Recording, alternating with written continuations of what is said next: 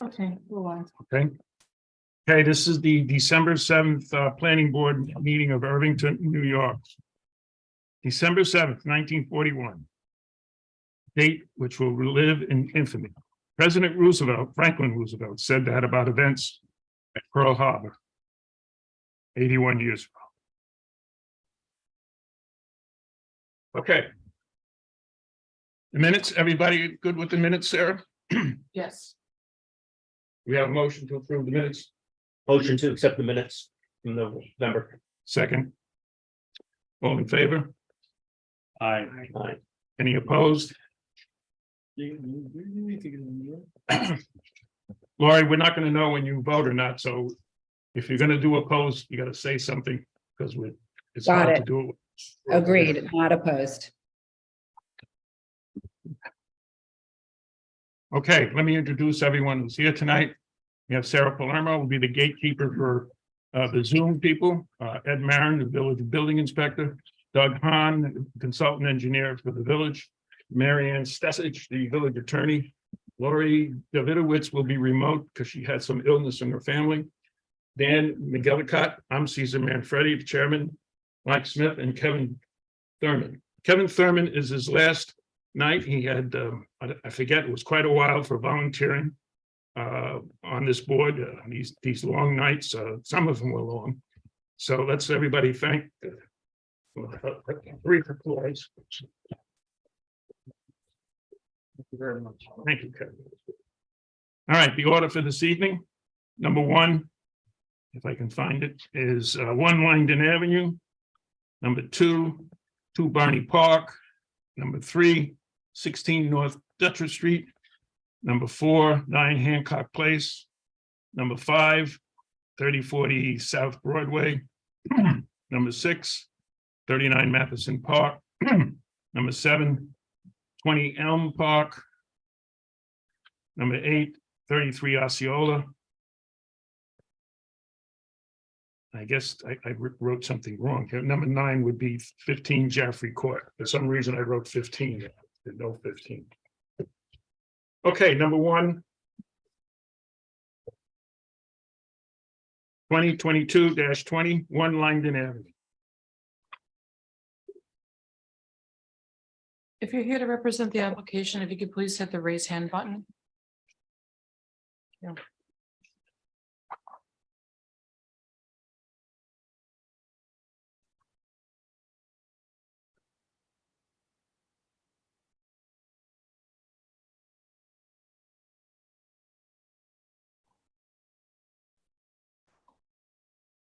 Good evening, all. Right, just gonna share my screen Hey, we here. hear you and see you, so you're ready to go. Okay, all right, great. And are you guys able to see my screen now? Yes, we can. Okay, all right, great. Well, good evening. My name is John Scavelli, and I'm representing Jessica and Andrew Soar for the planning board application at 1 Langdon Ave. So the proposed application is for the installation of 2 egress wells at the side of an existing single-family dwelling. So I'm just going to zoom here. So this is the lot here. And this is the front lot, the front entry door that's facing Langdon Ave. And it is a corner lot here. So the side of the property also is adjacent to Broadway as well. And highlighted in red are the 2 egress wells that are proposed for installation at the basement level. And I'm just gonna pop over here. So at the basement level, essentially 2 egress windows would be required for a bedroom space at the basement level. So it would have an egress path out to the exterior, as well as the finished basement space to have its own separate egress path to the exterior. And based on the current layout of the house, this is really the only exterior wall that would be accessible to access the exterior part of the property for the egress well. And as part of the application, there is a 50-foot setback requirement off of the Broadway side of the lot. But as you can see, there's an existing non-conforming condition where the existing house is already at 34.4 feet. So as part of this application, and one of the open comments from the village engineer is that a zoning board approval would also need to be requested as part of that application. So we are aware that would be a requirement for this approval. But that's, you know, that's basically in terms of the site work that needs to be done. That's the summary of the work is these two new egress wells for the dwelling. Okay. And were there the Broadway buffer variance, was there a coverage variance also? Oh, correct. And a coverage variance as well. And then front So yard, the front yard, and front yard. Front yard as well. And okay, and a front yard setback. So you got to go to the ZBA for three variances. Yes, yep, we're aware that there will be the request for the variance. Doug, there was a letter that was sent with previous questions asked, and now it's all been satisfied. yeah, we have no further comments. Any comments from the board? Lori, you have any comments on this? No comments, thank you. And I have none. I have none. I have no comments, nothing. Okay. Mary Ann, you have a resolution prepared?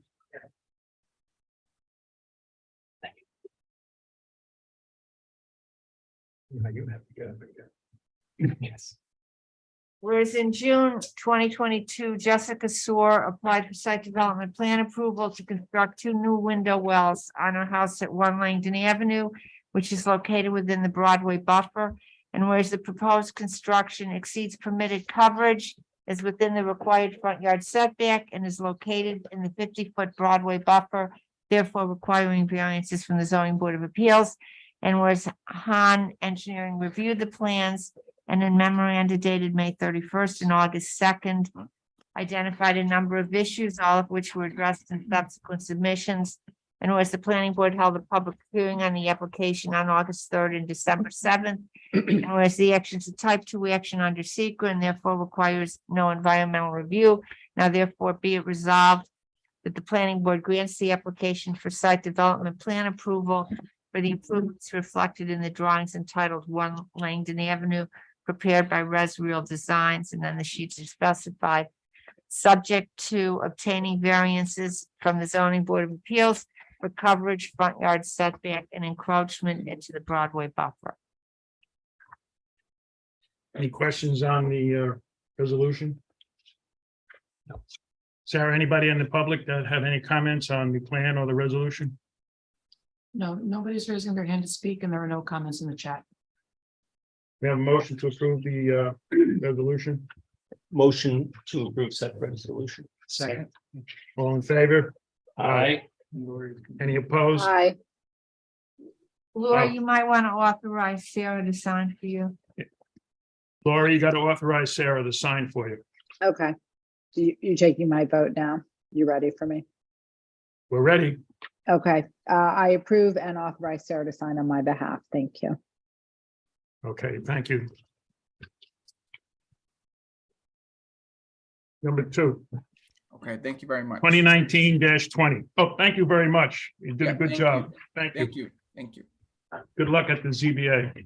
thank you very much. Number 2, 2019-20. 2 Barney Park.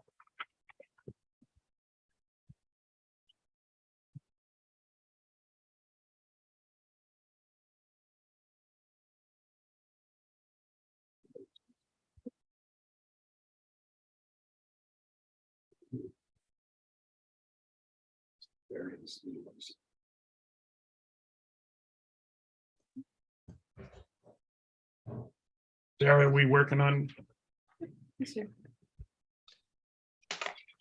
Hi, this is John Malone at First Malone Architecture. representing the Honsteins and the Grays.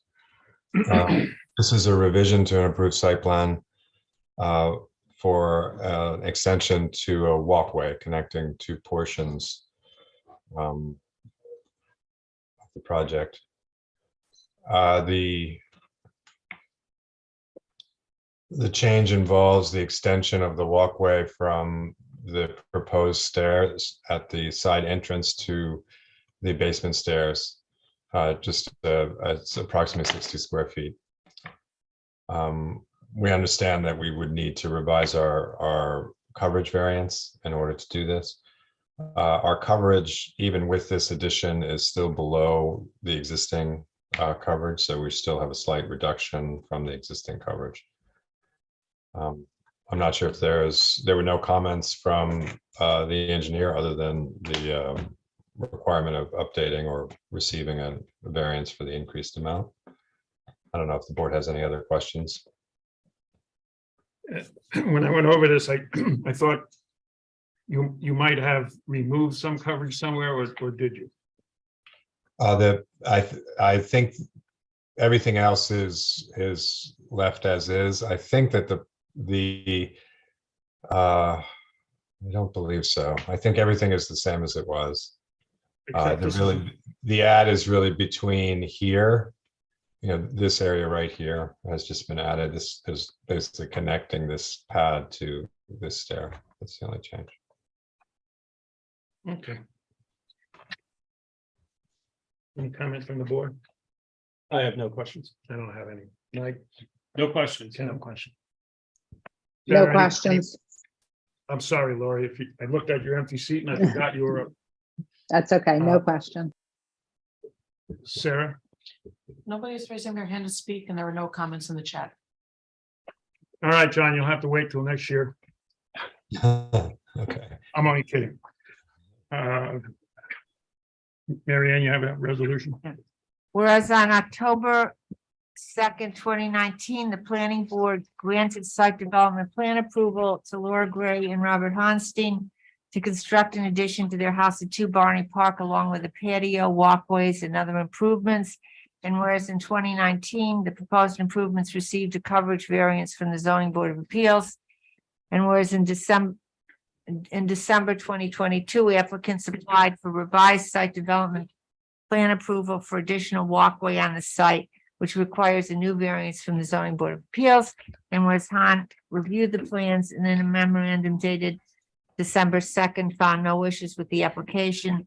And whereas the planning board held a public hearing on the application on December 7th, 2022. And whereas the action is a type 2 action under seeker and therefore requires no environmental review. Now therefore be it resolved, that the planning board grants the application for site development plan approval of the improvements reflected in the drawings entitled Gray Honstein Residence prepared by Ferguson Malone Architecture, subject to receiving a variance from the ZBA for coverage. Thank you, Mary Ann. Dan? We have a motion to approve? Motion to approve said motion. Second. All in favor? Aye. Aye. Lori? Aye. Aye. And Authorize Sarah. authorize, Oh, I Can I- authorize Sarah to sign on my behalf. Thank you. can write that down. Hey, that's it. Oh, Thanks, John. Okay, thank you. Thank you, Kevin, for all the work on this. I know it is late nights, long meetings. Thank you. yeah. All right. All right, thanks. John, were you at least concerned when I said wait till next year? You can't go to the ZBA till next year, so next year. Yeah, not at this point, Caesar. Thank you, though. Okay. All right, number 3, You know, we just do much work. 2022-37, 16 North Dutcher Street. You're here to represent the application. Oh, thank you.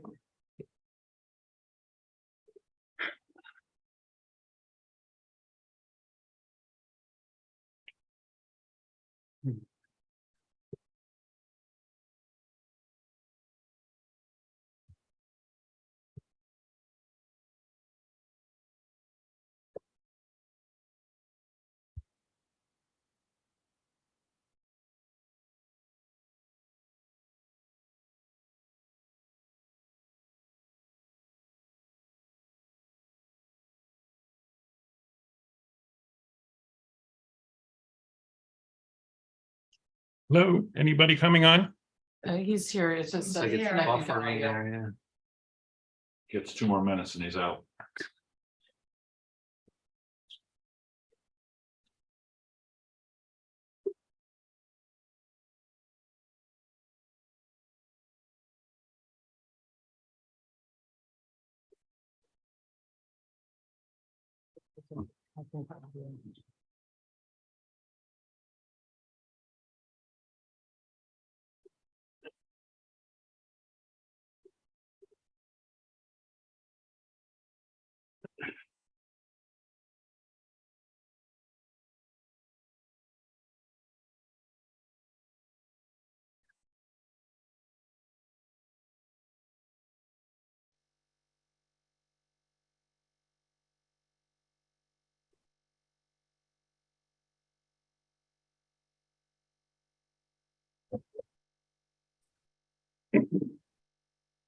Did you give instructions about raising their hand or whatever you tell them to do? He's there. He's there. He's there. He's there. I'm sorry.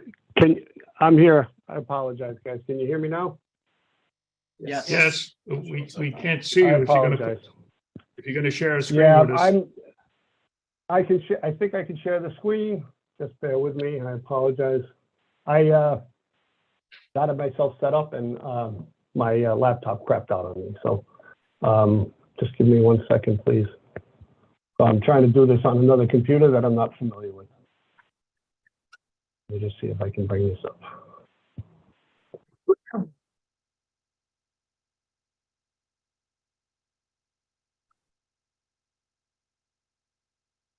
Anything?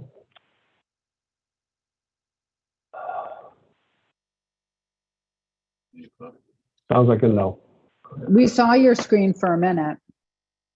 Okay, I'm gonna keep trying. I don't know what's going on here.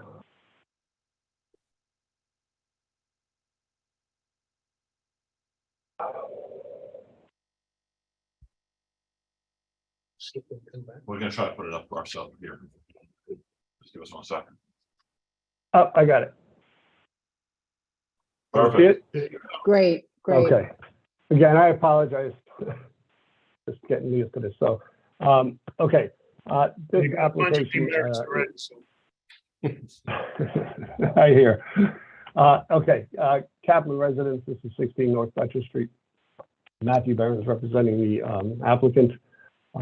This application is to remove an existing deck, which is at the rear of the property, and replace it with a new, let me zoom in here.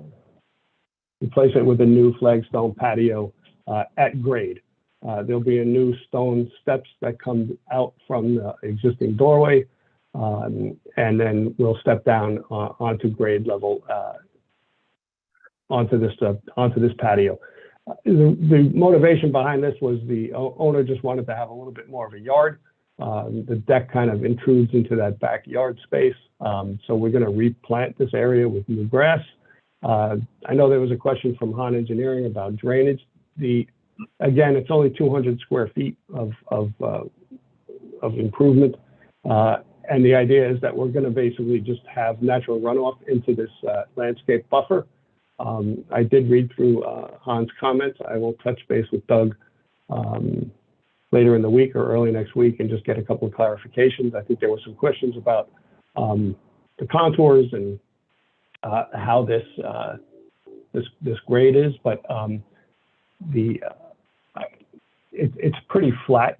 I know that in looking at these contours, it doesn't seem that way. I'll do a cross section through the site just to kind of show that there really is no issue with the contours, that the site is basically flat.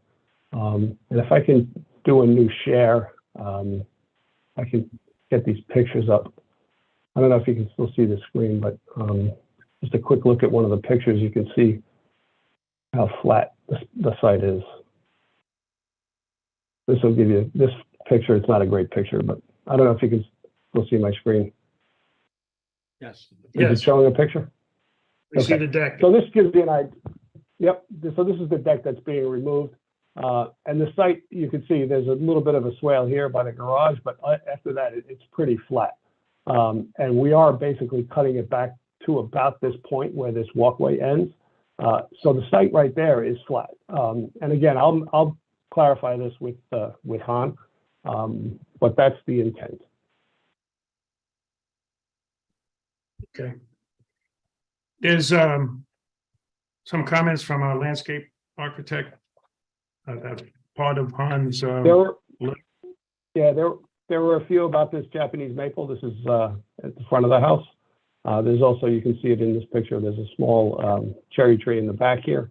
So we'll put some tree protection on here and also designate the staging area, which I think were the comments from the landscape architect. And Ed, you had a question about the walkway coverage. Yeah, if you can just go through the coverage numbers for that front walk. We're not sure. I'll break them out. Yeah, Thank what you. I did, I think, is I grouped them all in one, but I'll break them out separately. Yeah, that's fine. We just want to make sure that we double checked it. Yep. Any questions, Dan? I have no comments or questions. I don't have any further questions. Mike, No questions. Kevin, No, thank you. Laura, you have any questions? No questions, thanks. Sarah, any questions from the public? Nobody's raising their hand to speak and there are no comments on the chat. Mary Ann, you have a resolution? Mary Ann, in the resolution, you have a condition of some of the questions that still have to come. Sure. Okay, Yeah, and also that we do require a variance, so we do need to Yes. go to the zoning board. before I forget, if the owners of the house are listening, thank you for contributing to the wonderful Halloween nights on the street. Yeah.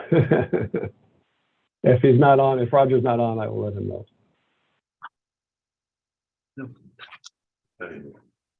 So do you want me to go through this? Okay, whereas in December 2022, Roger Kaplan applied for site development plan approval to construct a patio in the location of a deck to be removed in his house at 16 North Dutcher Street, which is located in the View Preservation District and is a contributing building in the downtown historic district. And was Han Engineering reviewed the plans and in a memorandum dated December 5th found several minor issues with the application. And where Suzanne Nolan, the village's landscape consultant, reviewed the plans and had several minor issues with the submission.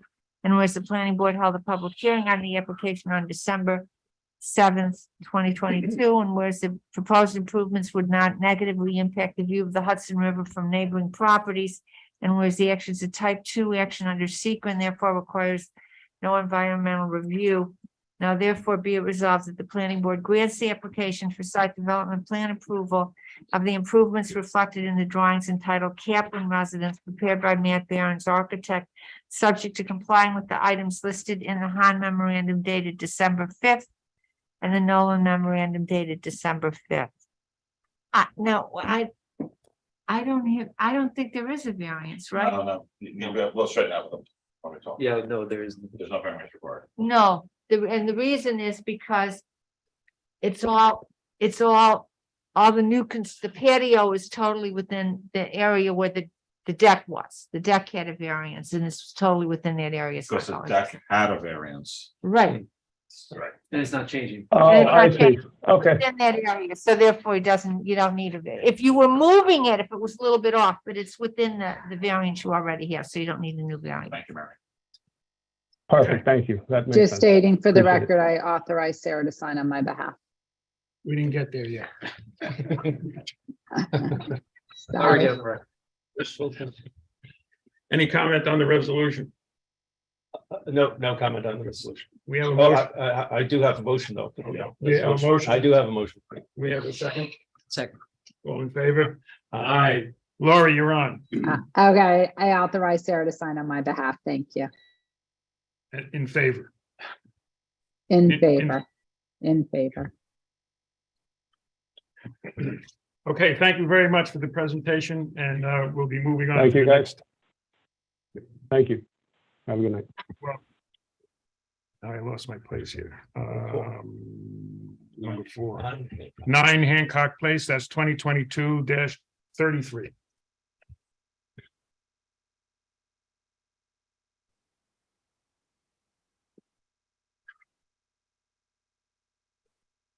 By the way, if anybody's listening, expecting to hear the Nevis property for the solar panels, in case you didn't notice, they're not on the agenda for tonight.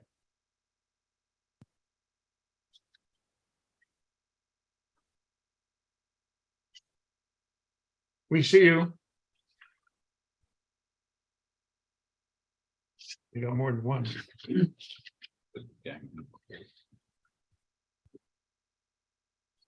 Good evening. Would you like us to start? Yes, we hear you and we can see the screen. Good evening, Mr. Chairman, members of the planning board and staff as well. I'm Mike Segan with Richter and Segan. We are the landscape architects on the project team, which with me is Rachel Meyer from our office, representing Allison and Nicholas Moore for 9 Hancock Place. Hold on, we're having trouble. I'm having trouble hearing you. You need to get closer to your microphone or, Is this a little better? okay. Representing Allison Nicholas Moore at 9 Hancock Place. I'll be providing a very quick overview of the changes to the plan as a result of input and comments from this board, as well as the reviewing consultant. Margaret McManus will follow me and address the same for any civil or utility questions as well. Next, Rachel, please.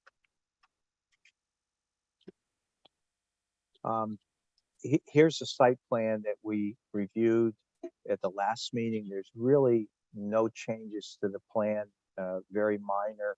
And most of the revisions, again, relate to adding additional information and responding to comments. The minor change to this plan is in the area of the mechanical equipment. Behind the garage, the equipment we clarified is pre-existing, and that's via a permit that was granted in 2019. The proposed gravel in this area was converted to lawn, and this has reduced the total coverage amount by 0.6%. Next, Rachel. We've modified the site preparation plan to include a tree schedule for the protected trees proposed to be removed. We've worked with an arborist from Davey Tree Expert. The only tree in good condition per the arborist evaluation that is going to be removed is near the building foundation and will need to be removed for the extensive drainage work around the house and the sub-drainage system that'll be installed. All other trees slated for renewal are in poor or fair condition. What is dead? The arborist report states that none of the trees that are slated for removal are specimen and should be removed and replaced with new trees for future generations. And while we're proposing to remove 9 trees, we're adding 59 deciduous and evergreen trees. And per the Han comment, the one comment that relates to the site landscape work in the recent comments, the only comment I believe, we will revise a note on the tree in the right of way that is in very poor condition, slated to be removed, and that it's required, that approval is required from the Department of Public Works. Next, Rachel. Yeah, that's necessary because it's in the village right away. Yes, and we'll confirm that note on the drawings as well. Also in response to the Han comment, the plan, this plan clarifies the site lighting intent. The site currently contains numerous low voltage, low profile landscape lights. These lights will be replaced by new low voltage landscape lights in the same location with just some minor adjustments related to changes in the layout, etc. The site lighting proposed meets all the requirements of section 224.72C of the village code. Next, Rachel.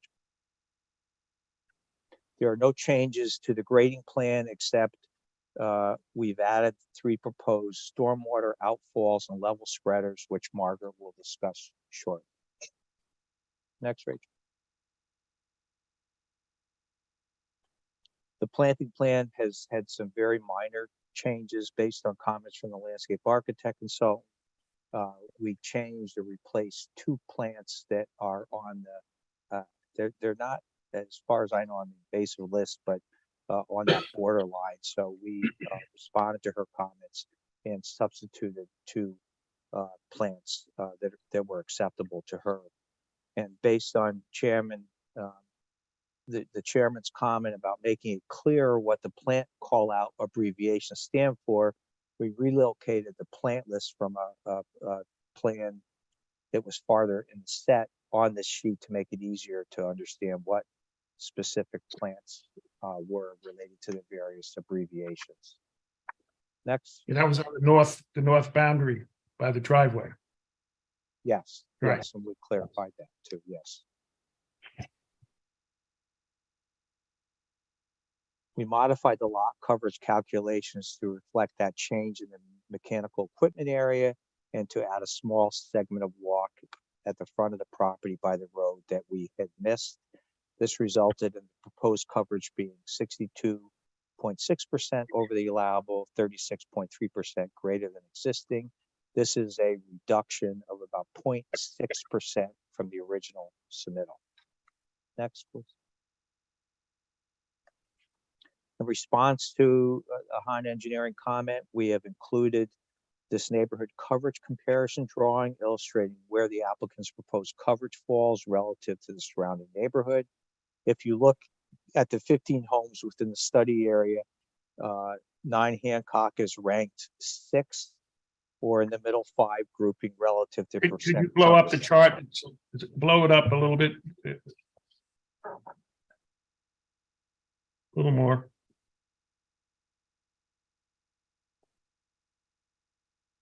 All right, Is that good enough? You can see Yeah.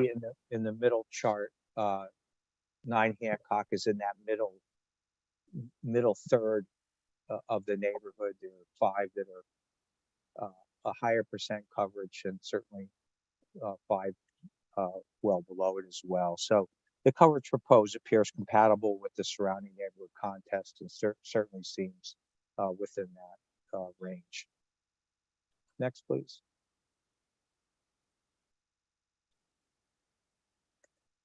This final plan that we've added illustrates with a red dot non-garage parking in front yards on residential properties in the adjacent neighborhood, showing there are a number of homes with similar condition to the applicant in the neighborhood. Next. So that concludes an overview of our response to staff comments. We're requesting 3 variances. The first is the proposed site development plan increase in the length of driveway encroachment within 4 feet of the side lot line by 20 feet, or actually 19.7 feet to be exact. The second is the proposed site development plan exceeds the maximum coverage in the IF 40 zoning district.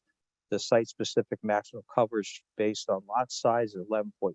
The proposed coverage is 18%. And then third, the proposed site development plan relocates 2 designated parking spaces off the driveway that are already within the front yard. The spaces will remain within the front yard, but at an increased distance from the road. So that concludes my part of the presentation. I was going to turn it over to Margaret unless you have any questions from the board.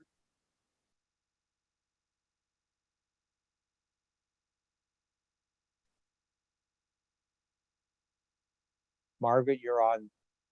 You have to mute yourself, Margaret. I'm assuming there's no questions. So I'm just going to go over, there were a couple changes we made to the drainage plan. We had 3 discharge points, 1 from the infiltrators and 2 from foundation drains that we're going to add around the existing building. And additionally, we added 2 more infiltrators to the stack of infiltrators after I did pre and post stormwater analysis. Actually, if you don't include the pervious pavers, there's actually reduction in impervious area, but we we did the analysis as if the porous pavement were impervious and then mitigated any runoff from that hypothetical situation. We did address all the comments in the original letter. Unfortunately, the digital copy of the details did not get sent correctly. A sheet overrode the other sheet, but I spoke with Doug Hahn today and he understands that we did address all of his comments. So that's really the amount of changes that we made to the plan. Well, the hypothetical about the pervious becoming impervious is not that hypothetical, because you get a freeze in the winter time and they become impervious, I'm sorry. All right, and eventually they clog anyway. Doug, did we last time we met, we discussed that they needed drainage calculations. Was that what was inadvertently missing, or? Yeah, I think it was just the drainage calcs. We actually had a SWEP. We just didn't have the drainage calcs attached. And then I did go through, the remaining items with Margaret. Does she understand what we need still? Yeah, and I think, as long as we see the calcs, based on what I see, I don't see that there'll be an issue with it. Okay, we're gonna wait till next meeting to approve this. We'll wait for the drainage calculations. You're not at a disadvantage because the ZBA doesn't meet until after our next meeting anyway. So when we see the drainage calculations between now and then, assuming they're correct, I don't have any other problems with this. Dan, you have any issues? None, Caesar. Mike? I have no other issues. I'd be preparing the ZBA application. Kevin? No questions, comments. Sarah, anything from the public? Oh, sorry, Lori? No questions. Thank you. Nobody's raising their hand to speak, and there are no comments in the chat. Okay, we'll see you next meeting, and then after our next meeting, there's the zoning board meeting to get the variances that were explained. Very nice presentation, very thorough. It's actually very easily understood by me and certainly by the rest of the board. So as soon as you get those calculations to Doug, we'll be ready next meeting to move on. We're done. Thank you. Thank you very much. You understand what we need before you go? Oh, yes, I already have it. It just didn't get sent in the digital copy. Okay. Very good. So you didn't lose any time because, like I said, the ZBA doesn't meet until after our next meeting anyway. So Thank you. thank you very much.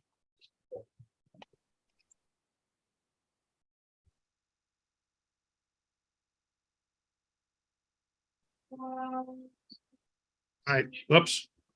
We'll hold off until those 6 bells go off. South Broadway motor vehicle accident injuries.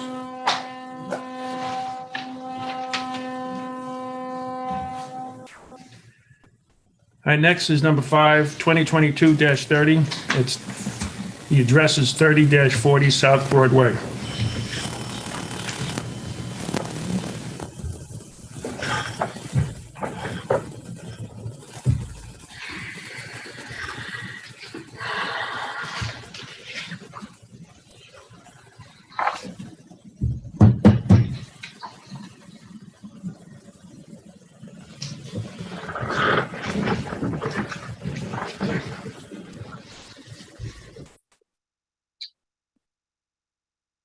Good evening, Mr. Chairman, members of the board. Can you all hear me? Yes, we can. I'm just waiting for the rest of the team to log on. I think I have Anthony Guccione from JMC, just waiting to promote him. And you are? Lino Sharetta, partner with the law firm Blakely, Platt and Schmidt on behalf of SCF, the applicant. And I think I see Anthony, so I think we're all here. Hello. Hey, Anthony, how are you? Hey, Lino. So, Mr. Chairman, if you're ready, I could proceed. Yes. So, first of all, everyone, thanks again for having us this evening. Again, Lino Sharetta with Blakely Platt. We are here tonight again for continuation of what we're calling a renewal of these approvals that this board had issued back in November 2016. Since our last meeting, we did make some improvements, particularly with respect to phasing on this project. One of the things that we did, and I'm going to have Anthony go through the site plan just to give you what we did, from last month's meeting to our submission for this month. But one of the key things that we did, Mr. Chairman and members of the board, the affordable units, we are now moving those into phase one of this project.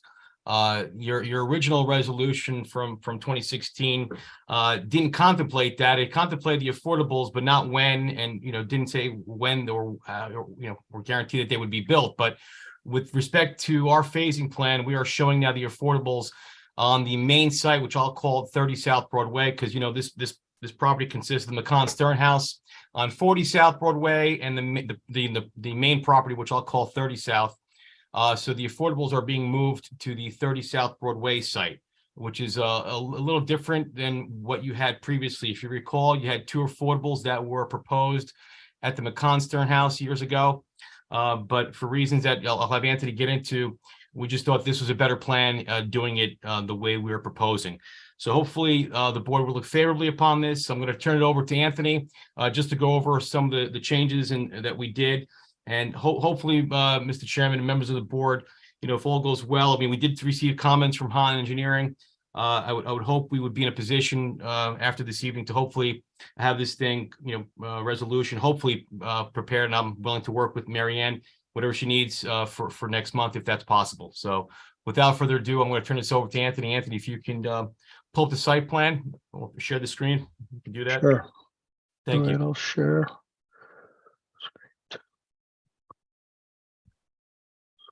Right, can everybody see that screen? Is that showing up?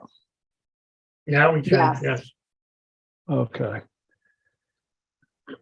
So good evening. Thanks, Lino. My name's Anthony Guccione. I'm with JMC. We're the engineers and landscape architects for the project.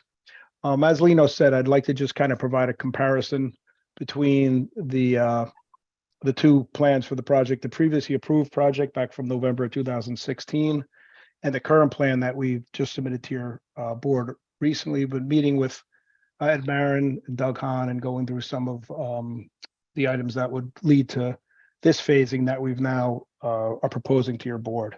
So this is the previously approved plan back in, as I said, in 2016. This had a total of 6 affordable units, as your board knows. 2 of them were down in the McCon Stern building down here, the McCon Stern house. So we were going to turn a single family house into 2 affordable units. And then the other 4 were here at this location. If you can see where I'm pointing, 22, 23, 24, and 25. They were 2 stacked units and 2 side by side for a total of 4 in that building. That included an expansion of the McCon Stern driveway here, which was being bumped out to provide 4 parking spaces, which is required by zoning, 2 spaces per unit, as well as we need to do some utility upgrades. We had to have separate sewer and water services for these 2 units. So we're adding another sewer and another water service down here. So that was, in essence, the previously approved plan. The remaining units up top of the hill were market rate units. Now I'll go to the current plan, which is this one. Looks very similar. The change here is now the McCon Stern house. We're proposing to keep that as a single family market rate unit that could just be sold. In doing that, you no longer have to expand the driveway to provide 4 parking spaces. The 2 that are there are adequate. We no longer have to do the utility upgrades down there. We are proposing to move the 6 affordable units up the hill to better integrate them with the site, and they'd be right in this location. So they would be 19, 20, 21, 22, 23, and 24. So very similar to the unit that was here before. We've now moved that unit here, the 4 units, and then half of this building would be 2 affordable units so that they could be moved into what is now we're proposing as phase 1. You can see this red cloud here. That is what we're proposing now to be phase 1. You see the note right here. So that phase 1 would include units 1 through 6, which are on the north side of the site, 1, 2, 3, 4, 5, 6. And as you recall, 3 and 4 and 5 and 6 were already, the construction was already started. So it makes sense to include them in phase 1, as well as the 6 affordable units, which are in these 3 sections. And then unit 18, which is here. So that'd be a total of 13 units in phase 1, which would include the 6 affordables and then the 4 units that were already started construction. That would be, again, phase 1 would, when those buildings are up and in, we would then install the driveway for the northern portion of the site. So, you know, the driveway's graded, the site is brought to grade, but we would pave this portion of the site here, the northern part of this loop, so you can gain access to these buildings and they could be occupied. Site would be fully stabilized around them, landscaped. And then we would bring this first infiltration system here online. And part of what makes this really work well is that the sediment basin that exists here at 25 and 26 can now remain throughout the duration of the construction. You may recall that we were going to take that out of commission because we wanted to build 25 and 26, but now that can stay. And then the next phase would be to build 7, 8, 9, 10, 11, 12, 13, 14, 15, 16, and 17. That would be the next ones built. Again, the sediment trap can stay in place while that's done. We would then propose to install the pavement in front of those units, 7 through 17 in here. Then we could pave this and then bring this infiltration system online.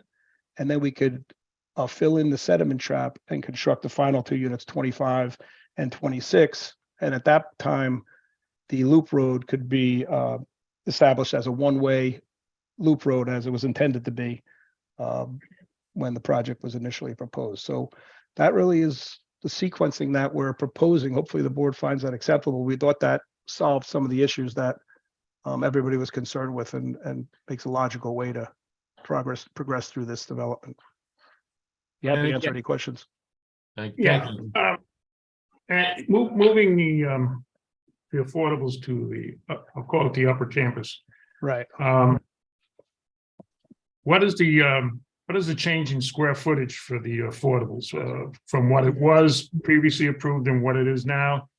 Okay. And the second question is that does the size today meet the codes and standards set for affordable housing in some codes? I can answer that, and Anthony, you can jump in, but so the under 224-181, the minimum floor area, Caesar, when this project was approved back in 2016, the square footage that the board approved, the board of trustees, were 6 affordable units that totaled 6,423 square feet. By doing this relocation to the main campus, to borrow your term, the actual affordable units, the square footage has gone up. So now we go from 6,423 to 7,215 square feet, which is greater than what was initially required back in 2016. Yeah, and just to add, that's a function of the 2 units in the McCon Stern house were the 2 smallest units. So now they'd all be the size of the larger units that were proposed up on the main campus before. So the total area increases. Right. Somewhere there's a code, Ed. Yeah, I asked, minimum square footage. No, that, it meets that. It meets that. Oh, I just for a document added later. you have a question. Well, I have something, I'm that guy telling me have to do. But before the next meeting, because of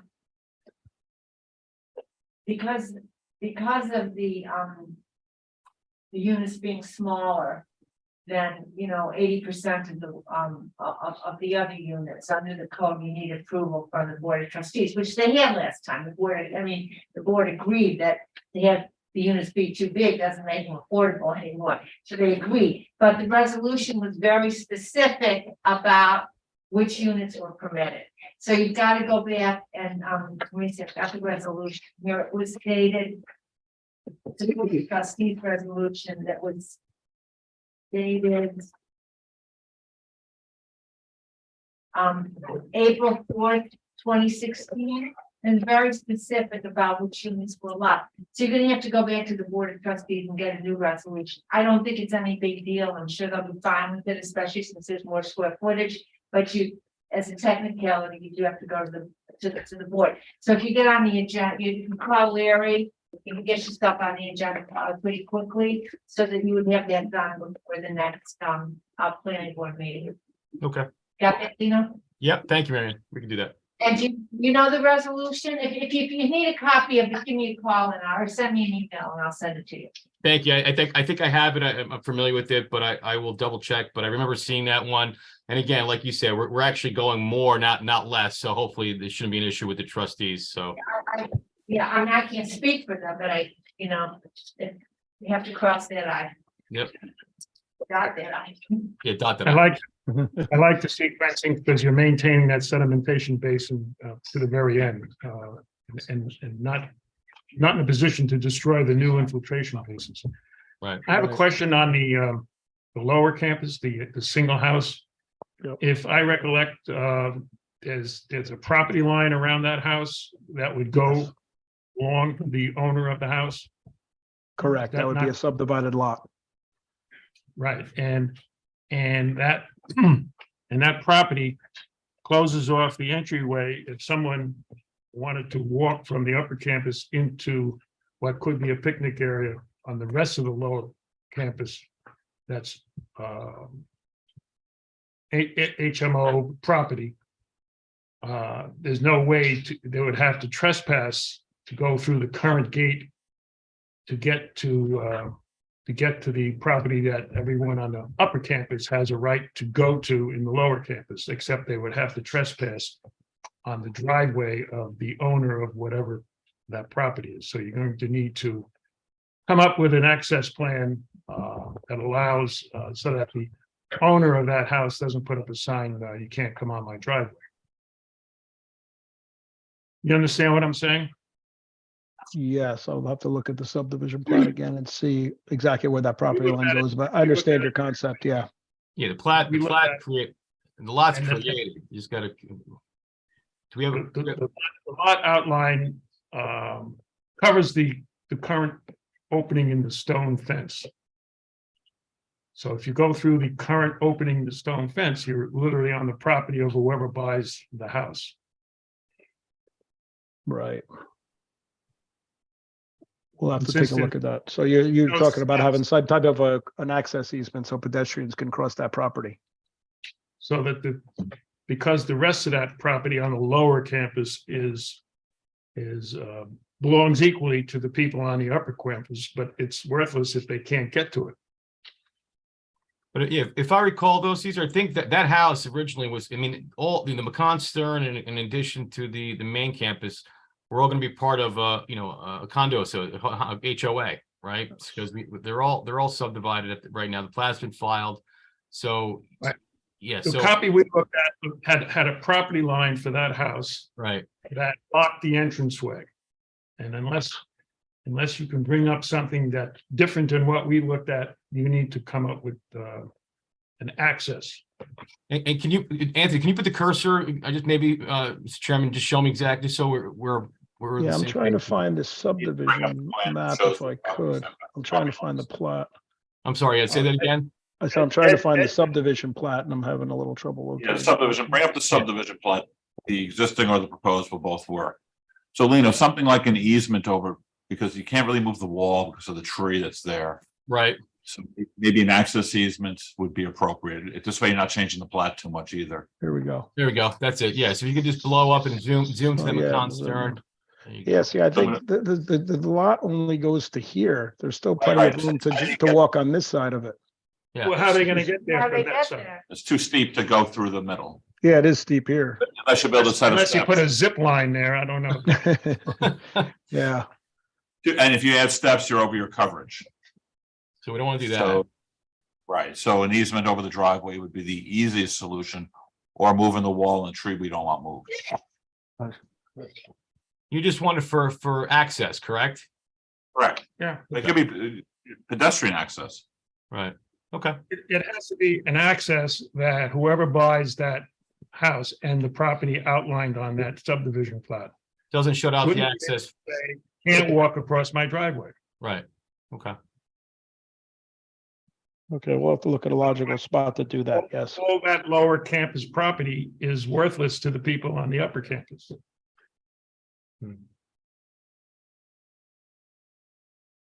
Okay, Yep, yeah, I don't, again, Yes. I don't see that to be an issue, but we'll find a spot where that we can do that. We'll take a look. okay, and there's two things the current owner could do. There's a 40-inch red oak in the off the driveway that's been beat up pretty badly, and it should not have been. This tree. Get an arborist to evaluate it, and that right there, yeah. Yes. And see what we can do about saving it. And another comment is stockpiles on the roots of some trees that we want saved. And those stockpiles should be moved. I'm not Yeah, sure where they're- they are. They are in the process of getting that work done. They're about to start. We're going to remove those debris piles. So that's in the We've works. given Should be happening authorization. shortly. Okay. Okay, and we'd like to have an arborist report on that 40-inch tree next time we meet. Okay. Any questions, Dan? Certainly an improvement from the prior months, but again, the issue of accessibility from the lower to the upper campus has to be addressed, but otherwise it looks much better. Mary Ann, it's just changing the affordables to the top of the hill. Does it change any, it's not really a renewal of a previous approval, it's a new approval, or does it matter? I don't think it matters. We'll explain it in the resolution, say where they had this approval before and, somebody new took over and, what the modifications are. Okay. Yeah, I don't know. I would call it, I mean, what I've done before, I've called a renewal with modification. I mean, that's, like I said, it's really, I agree with Mary Ann, it really doesn't matter. I think just, it'll be recited in the resolution as to what happened, so. But that's fine. And while the arborist is up there looking at the tree, you can start working on ridding the area of invasive species. Apparently, there's invasive species that need to be. Yes. I don't know what they are, but I suspect, like everywhere else, there's vines crawling up trees that we don't want dead. There are, I know Lucille Munns from my office met with Susan Nolan, and they came to an agreement that they both thought it made sense to do that in the spring when that stuff starts growing and don't have any chance of disturbing the soil and creating erosion when you can't get any vegetation to grow. So that's what we would propose to do if it's okay with the board. I believe that was Suzanne's thought as well. Without removing them, you could certainly, if there's a vine running up a tree, you could certainly just cut Cut the it vine. off. Yeah, that could be done. So I'm gonna ask this question, and I don't know whether it's Ed or Doug or Mary Ann. Aside from an easement on the driveway, could we provide access to the lower property from Station Road by building a sort of bridges or walkways over the creek, or I'll call it the creek, over the water, so that people can actually access it from Station Road? They're in a coverage bind. They can't add any more coverage to the property without reducing coverage somewhere else. So the expense of a bridge being above the floodplain and being able to handle the floodplain and being handicap accessible would be very expensive. But more importantly, it would take up a lot of coverage, which they don't have. Okay. I have no. You're okay with the affordables moving? Yeah. Kevin? Just a quick question on the, I think at one of the prior meetings, we talked about the driveway and there's some runoff happening. In pending all these approvals, is that part of the authorization that they have now? So what they have is that they've been very diligent in responding to our calls and maintaining it better since the bank took over. Like this applicant took over. Okay. We have a number for them. We call, they're out the next day. Okay. And we've authorized them to clean the site. They're just trying to schedule it now. Thank you. And before I go to Lori, I just remembered my key question. We still haven't seen the elevations and what we want to make sure what we spent a great deal of time on what it looks like from the back of the buildings on the aqueduct and north and south. And I haven't seen any. You said you were going to get the architectural plan so we could see the elevations and what the buildings would look like, and you probably don't have them, otherwise you would have shown them to me. Correct. I believe the architect may be on, Glenn, but he is working on plans that we do plan on submitting for the next meeting. They are going to be the same plans as were previously approved. I hope so. Okay, thank you. Laurie? You're welcome. I have a question about that single family house. Before this whole project started, what property did that single family house own? Did it go all the way back, or is it as it is currently outlined? I believe they own the whole property. Yeah, the property line was Okay. along this extension of this line. Okay, and is the This was 40 and intention, this was 30. okay, and then is the intention that it will remain part of the HOA, the house? Yeah. That is your intention? Yes, Yes. that's, yes. And you don't see an issue with that? No, it Like was- you think you think it's saleable and it's not going to be an issue? no. I don't think it's an issue. Okay. Okay, I mean, I think it's very strange, and I'm not sure what single family homeowner would want to buy a house where they're gonna have people picnicking in their backyard, but that's just my personal opinion. Like, I just think it's creating an issue, but I'm not sure how you would, I know what it would take to have to change that. Yeah, and I will say, in doing other subdivisions, it's not uncommon to have, either when you have a subdivision with private roadways and having an HOA, and I just did one recently where there was an open space component to it. But, whoever buys this lot is gonna know that going in, and that's how it was approved. But again, I don't see it as an issue because it's not uncommon. I mean, I've seen these types of arrangements before. So, again, and it was approved back when as part of the HOA. It was always contemplated because if you recall, there were going to be two affordables in there, but it just didn't work Well, out.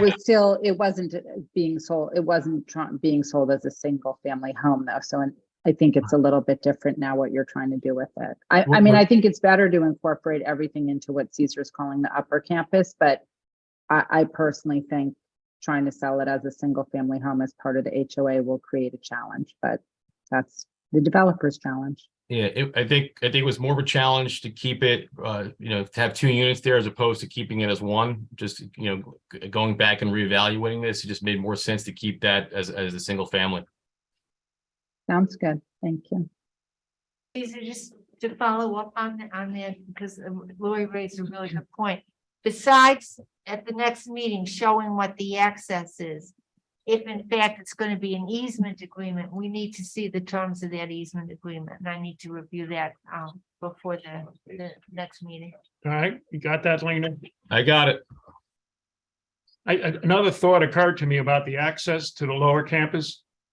I assume the homeowners association is maintaining certain grasses in the area, that it's not all private property, so that there's going to be need for machinery to go over that easement to get in there and maintain the lower campus that's not part of the private house. Right. So that would all be HOA property, the balance. So they would have Yeah. access to that.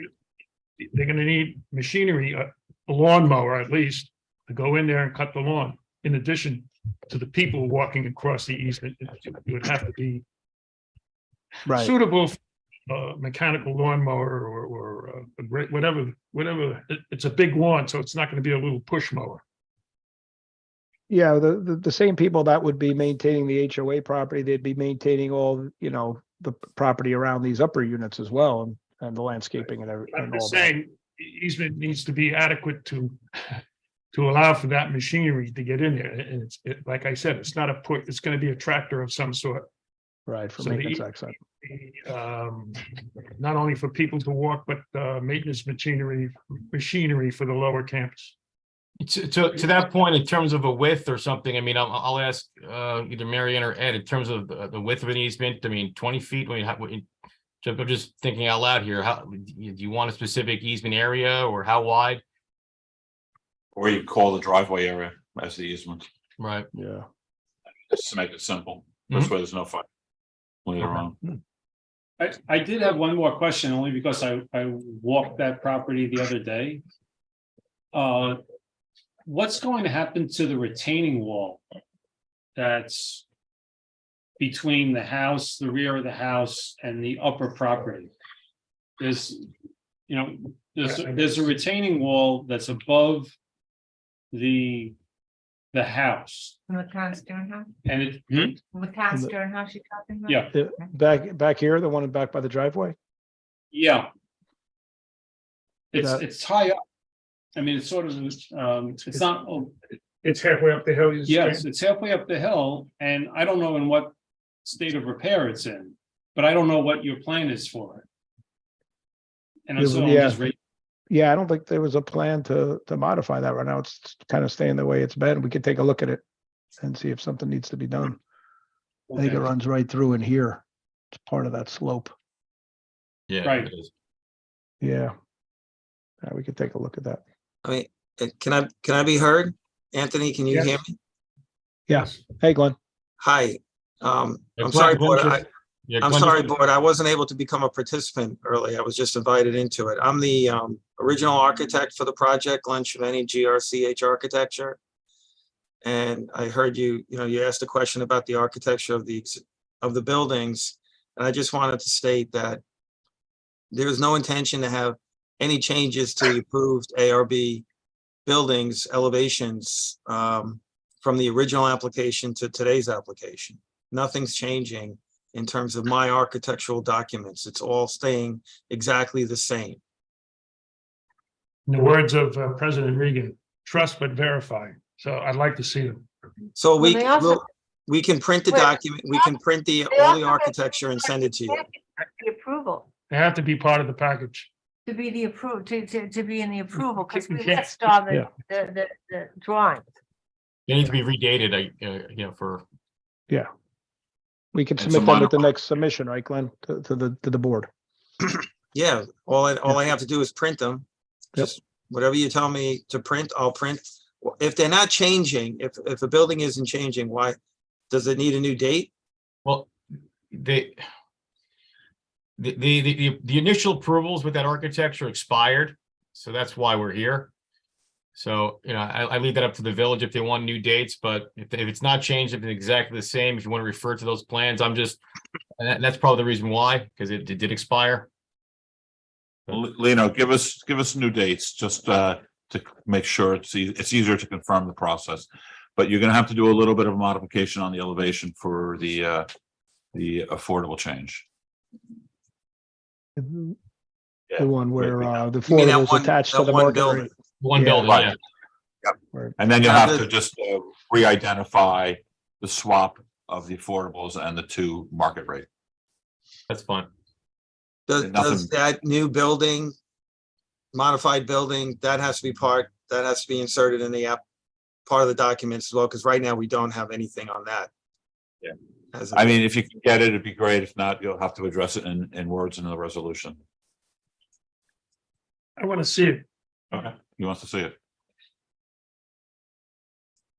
And the other thing, are they working on the Broadway buffer plantings now? There's already a plan. Are they going to plant them now or the next owner? No, it's not There's a- planting season right now. We were Okay. hoping. I to- know that. Yeah, In this, Go Go ahead. ahead, Ed. in the construction sequence, there's an appropriate time period for it to be planted. Okay. This resolution is going to be some piece of work. You tell me. It's not done yet? Okay, let me make another round of questions because we did some discussion after that round of questions. Dan, No further questions. Thank you. Mike, no further questions. Kevin, No, thank you. Lori, Speak right. No further questions. Thank you. Sarah, any public? Yes, there is somebody raising their hand to speak, Earl Ferguson.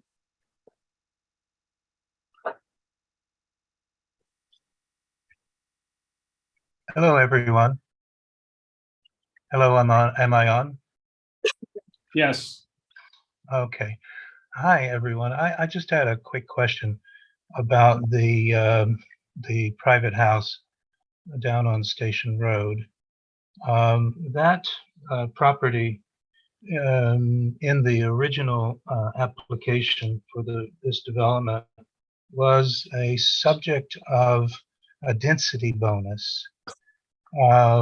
provided that it was preserved, a historic, considered preservation of an historic structure. And so I believe that bonuses were granted to the upper development. Should one assume that that density will remain the same in this application for the new construction? The density, if I can answer that, Mr. Chairman? Go right ahead. Yeah, the density's not changing, Earl. This is Lino. It's gonna it's staying the same. It was approved at. Eileen, How are you, Earl? It was. thank you, Lena. Hi, Lena. No, no problem. Anyway, Yeah, I get back to the house then. Back to the house. If that house can be sold as a private property to someone else, how is the preservation being protected? Well, if I recall, there was language to protect it when it was going to be 2 units, and now it's 1 unit. And Mary Ann is looking through it. If it isn't, we could We can iron that up if it's not there, but we The can certainly resolution- add in the resolution that the exterior of the house cannot change. the old resolution has a specific section that says you can't make anything bigger or change Right. any coverage. So I think Okay. that is. So if it changes ownership, the preservation goes with the deed on the house? Well, Earl, I don't want to get into the nuts and bolts of it. It was always, not the whole property is going to become a lot. It's going to become one lot within a homeowners association. It's not a single family house. It's 1 unit in a development. You know, the word single house, it's just a single house. It's a one-off, but it's a unit within a development. It's not a single family house. But my question is, as a structure, how can we maintain the historic preservation of the structure going forward with the possibility of new ownership? So just the resolution states that the McCon Stern House would be retained and adaptively reused. At the time, it was 2 affordable residential. So now it's no longer affordable. It's going to be market rate. So, I mean, if it's a question of just changing the language and keeping, it's going to be retained and adaptively reused as a market rate unit as part of this project. I mean, again, I'll leave that to the village and when they redo the resolution, but I don't think, you know, that's a big to do, Earl. I mean, it was contemplated back then in 2016, and I'm sure it'll be contemplated in this new resolution. Okay, I was just thank you gonna very say, much. Earl makes a good point, and I believe that would be one, it should be in the conditions, be specified in the conditions that the exterior of the house can't be changed. Right. Oh, footprint I or. mean, this contemplates that it won't be, but I think it's probably a good idea to list that as a condition if it's not already in there. Yeah. I mean, we have to leave a little room for exterior changes that involve egress windows and things like that. You Of can't course, just- yes. Can't just say, Well, we can say something about no changes unless approved by the ARB or, you know, something along. Planning board. planning board. No, I mean, to be honest, with you, any It's changes from this resolution of approval have to come back here. Yeah, but it's a little different. Because it is in here that the McCon Stern House isn't going to change. Right. But there's not a condition that says going forward, you can't change it. And it is different now because even though it is part of the HOA, it's as Lori was hinting at, it's an odd beast, you know, it looks like a single family house. And And I'm sure you can work. something. I can write, I'll make sure I write something, that's easy. All right, thank you, Mr. Ferguson. I'm sure Mary Ann is up to the task of making sure that happens in the resolution. I'm sure she is too. Thank you all. Thank you. Thank you, Earl. Sarah, anything else? Yes, there is somebody else raising their hand to speak. Connie Kehoe. Go ahead, Connie.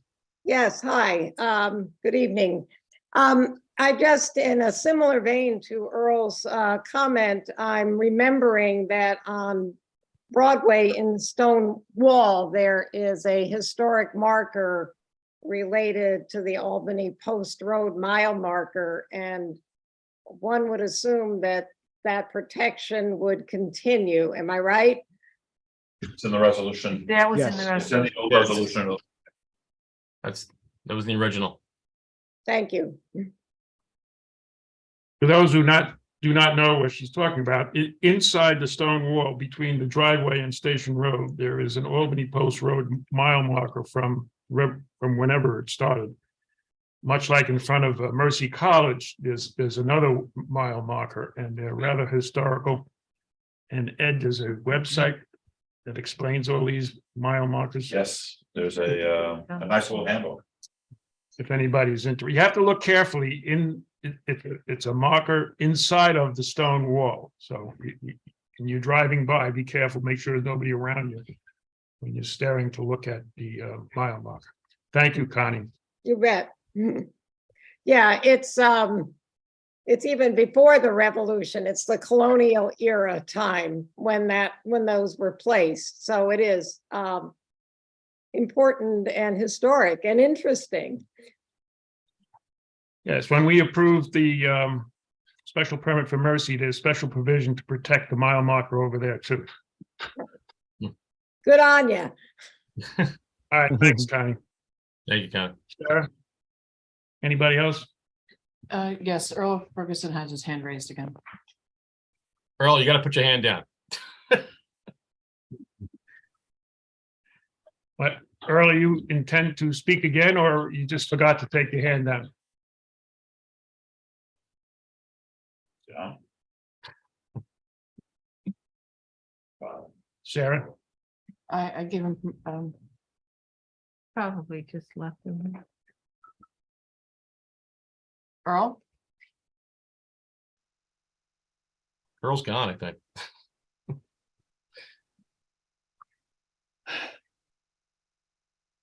Is there anybody in person that's going to speak on this, or they're waiting for something else? Yes. Something else. He wasn't speaking. Okay, we're done. You got your homework to do. Any other further questions? No. Laurie? Mr. Chairman, if I could just close the loop on just on a couple of things for that I heard tonight, just to make sure we're on the same page. So I know we have to get permission from the Board of Trustees regarding the affordables and the change of square footage. We have to provide you with an access easement, preferably with the driveway area.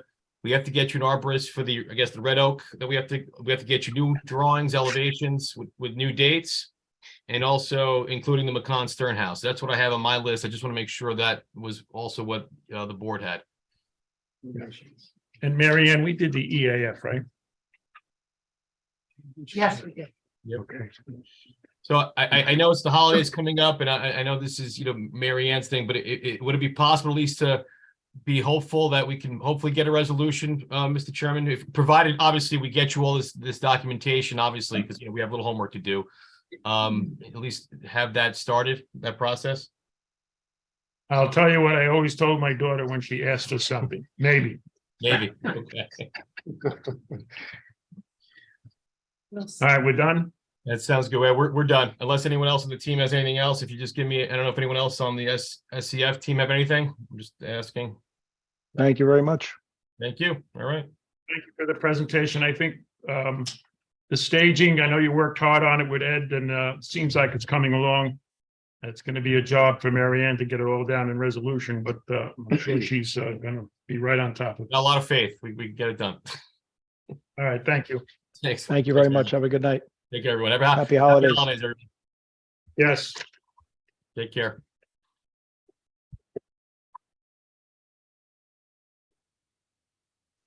Next is number 6, 2021-35, 39 Matheson Park.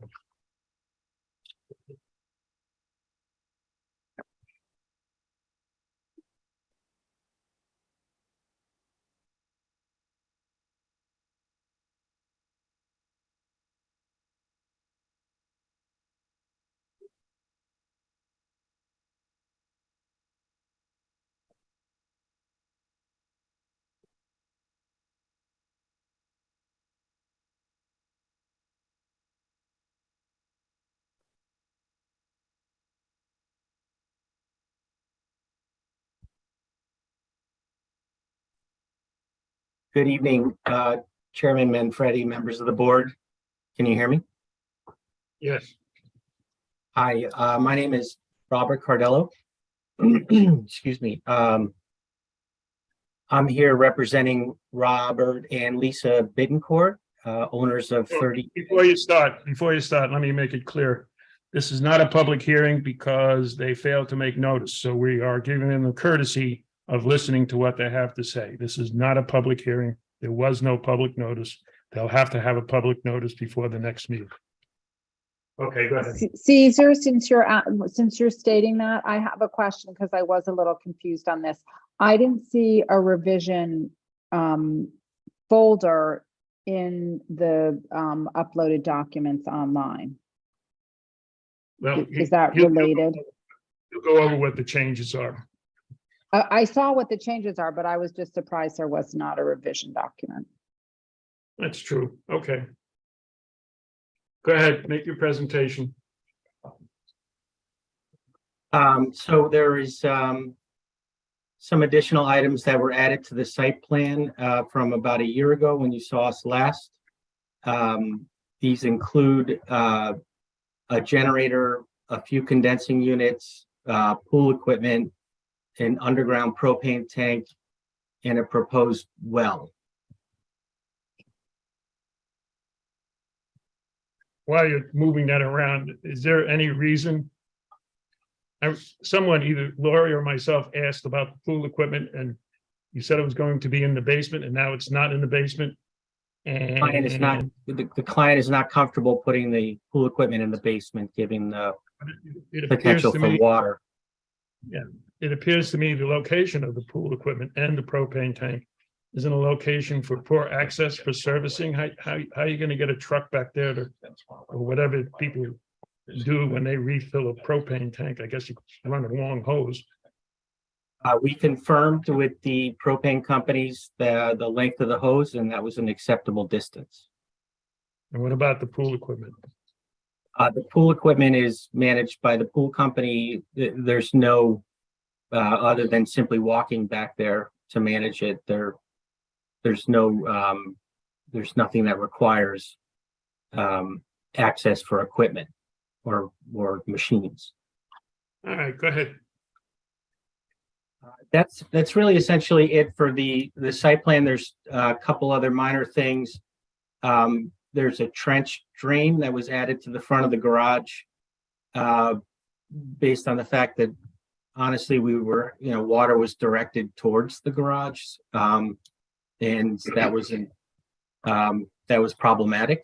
And lastly, the general contractor would like to place a job site trailer and a storage container on the property. There were some comments from the landscape architect. What we would propose is to move where we had suggested it go, which is along the juniper hedge on this property line to the south. We would like to propose moving it north about 40 feet to the current driveway location, which I think will help alleviate some of the concerns that she had.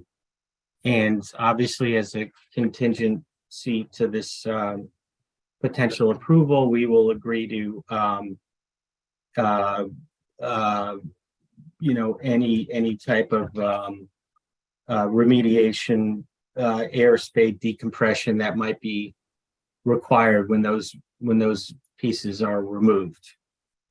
Now, that's the office trailer. Am I to understand it when you said storage? I wasn't sure if it was a storage area or a storage shed. It's a storage container. So like what you'd see on the back of a truck. They come in and they slide it down and it's used for storing the construction material. And where is that going to go, in the same new area with the office? Same spot, yes. And those will be placed on 12-inch by 12-inch blocks, so that when those pieces are removed, we simply need to remediate the areas that were compressed by the blocks. And when you come back next month, you should have that location finalized with the remediation explained. And one last thing, I have some experience with some of these things, and they tend to take on a life of their own and stay forever. There needs to be a time limit on this. You have envisioned when they're going to be removed so that they're not there beyond what they needed to be there. Yes, we have a construction schedule which takes us into summer of 24, and we would absolutely agree to have that removed prior to that. Well, you need to tell us when they're going to be removed, part of the next meeting. Part of that plan of where they're going to be, the remediation, and when they're leaving. Understood. We will absolutely do that.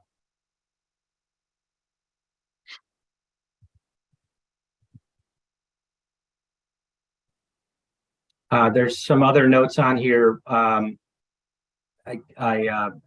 probably jumping.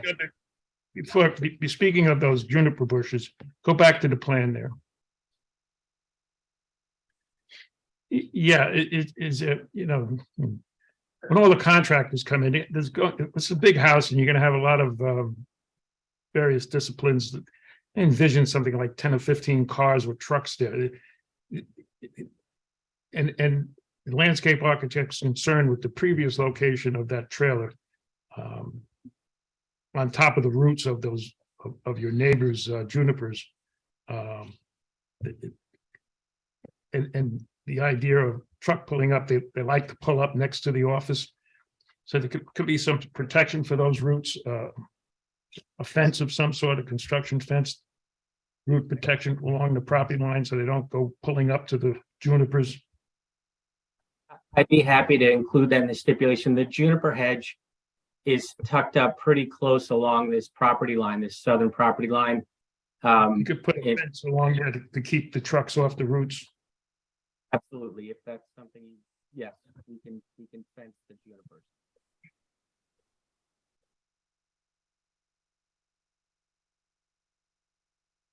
Okay. Hello. There was a couple of comments from Minor from Han Engineering requesting a 24-inch drop from 12 inches for the catch basins, which we will obviously include as well. And those are these two details you see here. And there's a letter from the well company. I don't know if you're at all interested in why we're doing a new well, but there's when we actually looked at the existing well, there was damage to the casing. It would been bacteria and leaching. It was happening. It didn't meet code, so we have no choice but to drill a new well.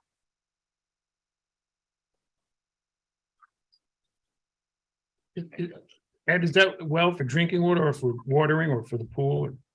And there's no public service available to this property. Oh, Is the problem.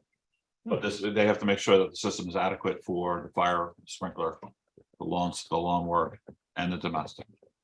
that's a lot of water to expect from a groundwater well. That's my concern. Oh, that was for the fire sprinkler system. Okay. Does the health department have to get involved in that? That's all through the health department. Correct. We've asked our civil engineer to work with them. The client has authorized them to do so. And we currently have or are working on an application with the Westchester Health Department. All right, that new trench drain in front of the driveway, where does the water go once it's in the drain? Goes around to this isolation chamber, the Coltex. Well, there was no drain there before, so the new drain that you told us you're going to put in front of the driveway. Correct. How does it get from that drain? How does are you going to include it into the piping? That's okay. Piping runs around behind the pool and then back to the Coltex.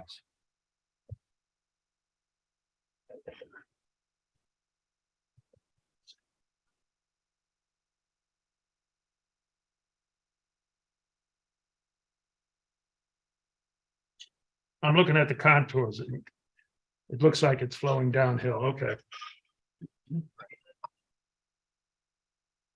Well, I'm not sure. It's hard to tell. Doug, is it flowing downhill? Yeah. It's got a pitch to the system. Okay. It's a long way to go, though. Yeah. Anything else before we canvass the board? The applicant have anything to add before I canvass? I don't believe so. The coverage, should be noted, did not change. We have a letter from, both, Mr. Hahn and our civil engineer stating that the drainage it still meets the requirements, and, we're hoping to get your ultimate resolution on this, revision. Next time, maybe. In the notice, please to highlight the other additions are minor, but the trailer and storage trailer are not minor. The notice should be specifically mentioning them. If anybody has any neighbors have any thoughts on that, we'd like to hear it. So the notice needs to specifically talk on the office trailer and the storage trailer. Understood. Dan?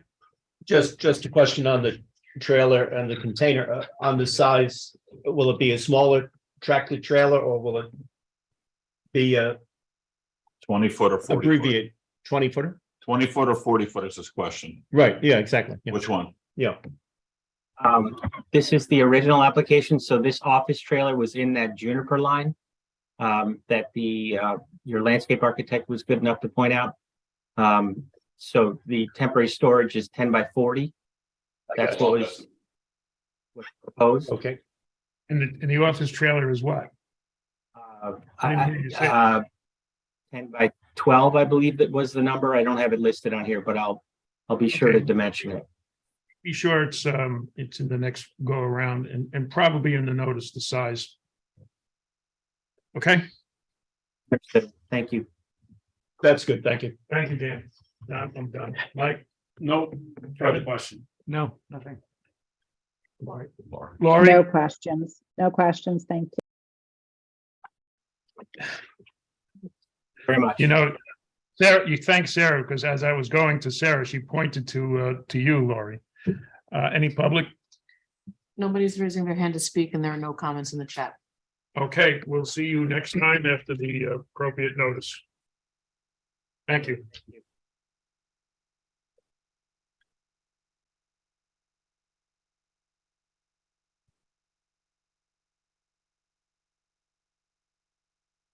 And the next is 2022-38, 20 Elm Park.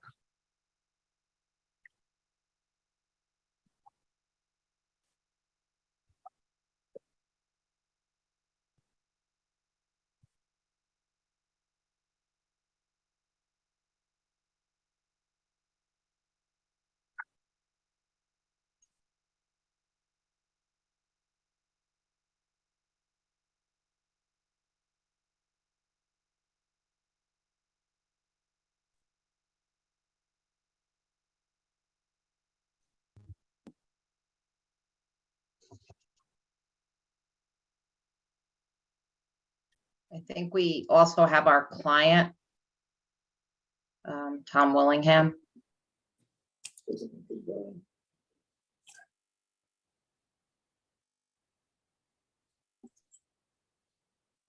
We see you. If you're ready to go, identify yourself and let's move on. Good evening. My name is Linda Whitehead. I'm a partner with the firm of McCullough Goldberger and Stout. We've been retained by the Willinghams in connection with the application for their home at 20 Elm Park. With me tonight is Tom Willingham, the property owner, our architects, Mark Shulman and Nick Marquez of Design Development Architects. We also do have with us Chris Munch of Graybrook Inc., the contractor for the project. And our engineer, Brian Hildenbrand, is available if needed to answer any questions. You'll recall that this matter was before you earlier this year. for an addition for a new bedroom on the first floor, as well as some additional work on the rear of the house facing the aqueduct and some driveway modifications. They appeared before you at 2 meetings, at which time you referred the application to the zoning board. They appeared at 2 zoning board meetings in the spring, and it became clear that the zoning board had some issues with the variances and the extent of the variances, and was not going to approve them. The client then took some time to decide what he wanted to do with the property. And we have now submitted revised plans, which significantly scale back the proposal, largely to address the concerns of the zoning board. Again, as you may recall, the Willinghams are looking to add an addition to the front of the house to provide a fully accessible primary bedroom on the first floor, and to make some modifications to the driveway to provide for a turnaround. This is sort of an odd location. You may recall Elm Park comes off the end of Dearman. It's just an awkward, there's no way for instance, when they moved in, the trucks had to pull in and actually block the neighbor's driveway while they unloaded, because the trucks couldn't pull all the way into the driveway on the property because they couldn't turn around. Trucks have been known to have to back out all the way to Main Street because it's very awkward. So they're trying to just provide for both emergency vehicles and trucks to be able to turn around. The need for the first floor bedroom is a result of a health issue which arose after they purchased the house. They really love this house and would really like to be able to move in and become part of the community.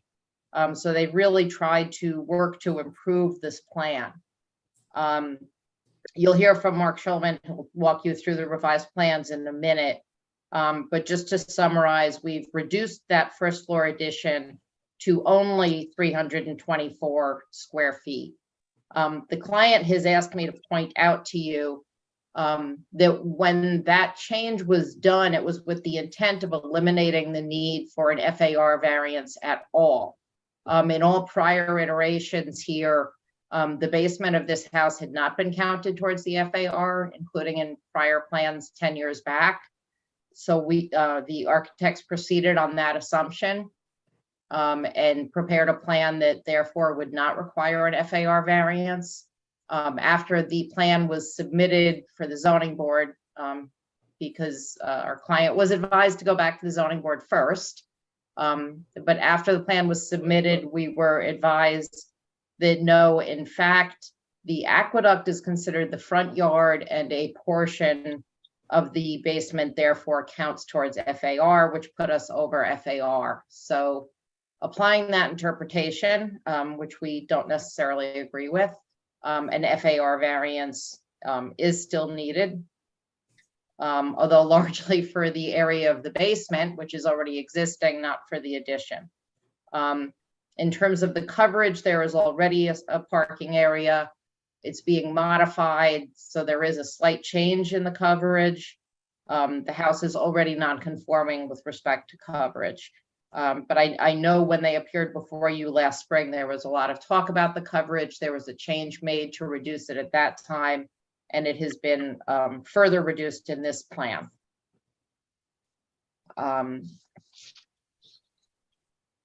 So that's where we are today.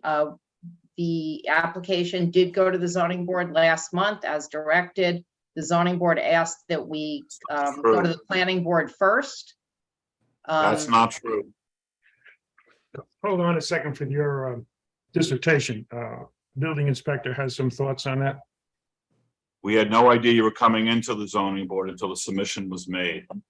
I'll Okay, disagree with I that. That actually is the only issue I have with this whole application is the submission was made and we tried to move you. You're interrupting me now. The submission was made. We felt that we would push it along, but we did not direct them to go to the zoning board. You chose on your own, or your applicant, your client chose on their own to make that submission. Just like they chose on their own to send the withdrawal letters from the original approvals. Mr. Chairman, I don't want to argue about this. I don't want to argue with Ed. My client has an email, not from Ed, but he does have an email where he was directed to go back to the zoning board first. But whatever, this is where we are today. We went to the zoning board. We have to go.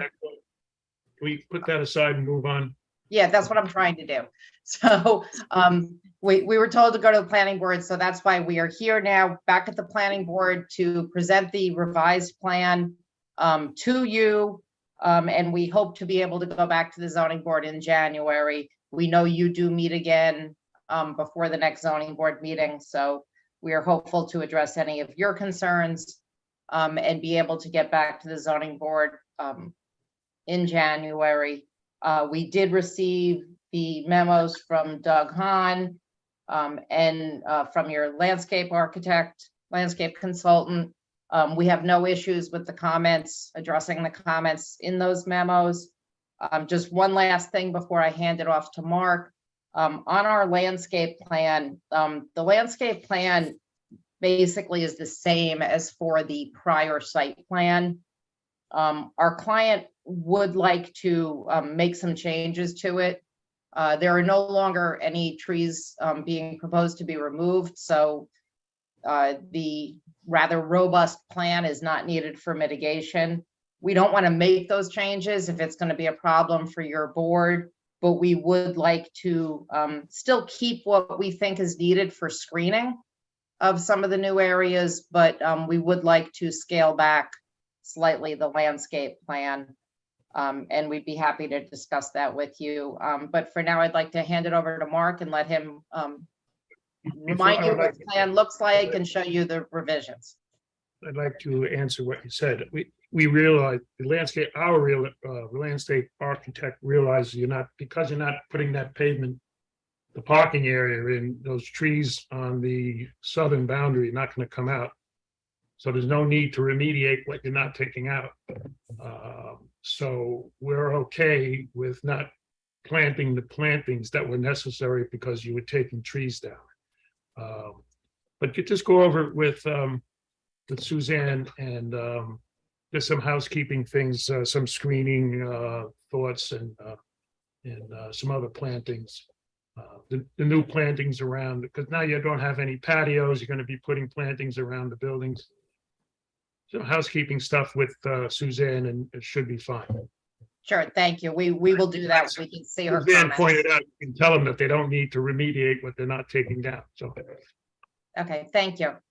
Mark? Thank you, Linda. Good evening, Mr. Chairman, members of the board. My name is Mark Schulman. I'm a partner with Design Development Architects in White Plains. What I'd like to do is walk you through essentially the changes. I think what might be best is to put up a diagram that shows where we were when we were before you in March and shows where we are today, so that you can essentially see what modifications we've made to the plan. So what we have on the left is the previous submission, and on the right is our new proposal. And we have gone back, as Linda pointed out, we did go to ZBA with this, and they requested that we go back to you for your review before they consider the variances. So the plan on the left, and I can sort of take you bullet point, but there's three big moves here. One is that it was our understanding that there was a problem with essentially the construction facing the aqueduct. So we have in our new plan eliminated all of the construction facing the aqueduct. We do have, so item 3 there, which was for a generator, that's been eliminated. Item 5, the bubble down below, was for a new a small deck and stairs that come off of the kitchen that goes out to the rear yard, which is now the front yard. And then there were stairs that led down to the basement in that location there in 6. And then item number 7 was a building projection. We were going to construct a new staircase from the first floor to the second floor, and that actually bumped the building out and increased floor area. So we've eliminated, now you can see it on the right, we've eliminated item 3, the generator pad, the stair that comes from the kitchen down to the yard. We've eliminated the stair that goes, the new stair that goes down to the basement, and the bump out for the stair. So effectively, there's no new, I shouldn't say there's no new construction in the buffer. There is, and I'll get to that in a second, but nothing that is visible from the aqueduct buffer. What makes this application interesting, say it that way, is that if you look at between 8A and 8, so you'll see, yeah, we'll zoom in on this so you can see it. So the house was built in the, let's call it front yard setback, and in the aqueduct buffer. So it was already an existing non-conforming situation. But the edge of the house was completely within that buffer. The addition that we're looking to do here, which is designated by the number 8, sits 1 foot within that front yard setback and the buffer, which is why we require the variance for both of those items. So it's, you know, it's because obviously the addition has to connect to the building, but all of that is happening east of the building, so it will not be visible from the aqueduct. I'll also just point out, if you just pan back, please, that earlier the initial addition that you can see on the left-hand side, number 8, is now considerably smaller on the right-hand side. So we've minimized that to just to mitigate the FAR and bring it down to absolutely the bare minimum of what our client would like to get accomplished. So that's so taking everything out of the aqueduct buffer, with the exception of that sliver, is one big item. As Linda pointed out, getting a ground floor primary bedroom was really critical to them moving into the space. We've minimized that as much as we possibly could. And then really the last big move here is that the previous application, we had a hammerhead and 2 parking spaces. We were carving out, as Mr. Chairman, you pointed out earlier, we had carved out a portion of land there, moving retaining walls back and eliminating 3 trees. In this application, we're leaving all of that existing. So the only thing we're doing there is creating the hammerhead up at number 2, and that will allow large vehicles, emergency vehicles, delivery trucks to pull into the driveway and utilize a hammerhead to turn around and be able to exit back out that driveway. As Linda pointed out, trucks right now have to sit on top of that driveway. They block our neighbors. Our neighbors did speak at the last zoning board meeting and have submitted letters in favor of the application. So this driveway modification is really an improvement for not just our client, but for the neighbors as well. So those are really the 3 big moves here that we're requesting. And again, I'm happy to walk you through the plans in more detail if you'd like, or we can leave it right there. I'll leave that up to you. That's fine as far as I'm concerned. You have to understand that this application has to stand on its own, including an updated application, which we don't have.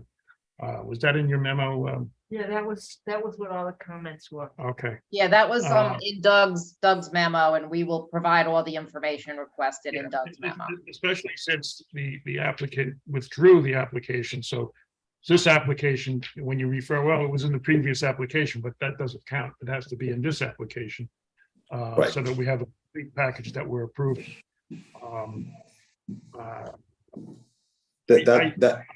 That's understood now. We do understand that now, which is why, and as Linda pointed out, we received the memorandums. We don't have any issues addressing these items, and we'll need to treat this as a brand new application. That has been now made very clear to us. So we know what we need to do to come back to you. Okay, let me poll the board. Dan, I have no questions at this point. I don't have any further. Mike, I have no further questions. Kevin, No questions. Thank you. Laurie, No questions, thank you. Sarah, anything in the public? Nobody's raising their hand to speak and there are no comments in the chat. Any public in person? No. Okay, you know, you got your homework. And unfortunate misunderstanding. Sometimes those things happen and I'm sure I've known Ed for a long time that he would not misdirect you. We all tried, we understand this situation. And I did something that I'm not supposed to do. I in the middle of the 2-week, I asked for the landscape plan because it was missing. And that's out of the ordinary in a hope to move it along. But then again, the landscape plan is not what we're going to wind up with because it was more adjusted to the first plan. Yeah, and we apologize for that. It was inadvertently left out of the package, so we do appreciate the opportunity to get it in, but we will be revising it. We're all making an effort to move this along and I don't think anybody intentionally misdirected you. From my experience here over since 2015, if anything, we go out of our way to make things move along. We Yeah, appreciate it and we will get everything into you in advance, well, in timely fashion for the next meeting. And as you probably heard, if you were listening to the whole presentation for the last 2 hours, you're not losing any time. We meet again before the zoning board. Yes. You have any questions on what you need to do?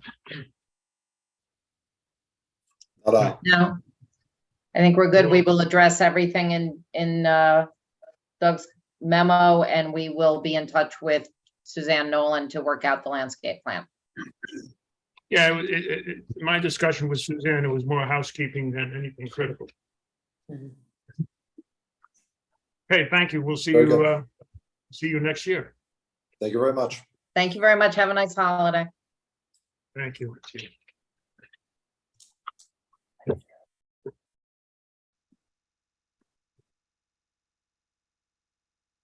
Number 2022-36, 33 Osceola Ave.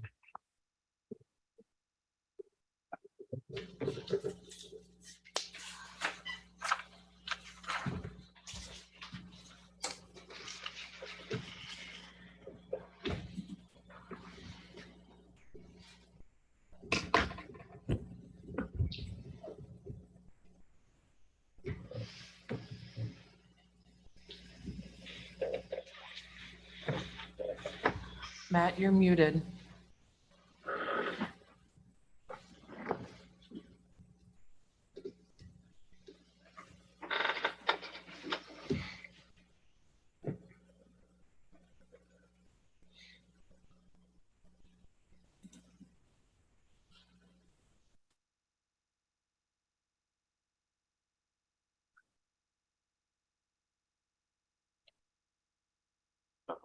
Mac, you're still muted.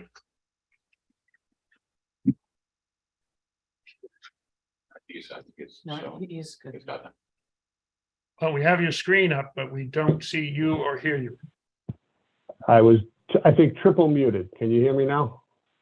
Yes. Sounds Okay, like a thank you. God. All right, let me get back to my screen. Okay. All right, so apologies. This is application for 33 Osceola Avenue. Matt Behrens, representing the owner. And this is to legalize this existing pool patio. It's a poured concrete pool patio. This may be familiar to the board. This was presented about a year ago. The owner was proposing a new walkway and a new patio in this area. If you can see my cursor. And during that application process, it was uncovered that this patio was not documented. There were some other issues with the application, so they withdrew the application. And now we are back to legalize this patio, so we can start with a clean slate and perhaps revive the proposed patio. But right now, we're really just here for the legalization of this existing patio. This was installed by the current owner. The pool was not. The pool is documented and permitted, but this patio was added after the pool was installed. There are some coverage issues that need to be addressed, I believe, with the zoning board. We also have some comments from the the Doug Hahn team that we will address. But we do, I believe, have some work to do before we go back to the zoning board. One of the issues is in relation to how we drain the patio. There was no drainage installed. There are some gravel beds around it. So perhaps I can, again, I'll work with the Hahn engineering team, and we can perhaps see if there's a way that we can use those gravel beds as some kind of a drainage area. But other than that, this is a fairly straightforward application. There were no trees that were removed. There was really, it was a open yard that they added the patio without knowing that he needed permits to do that.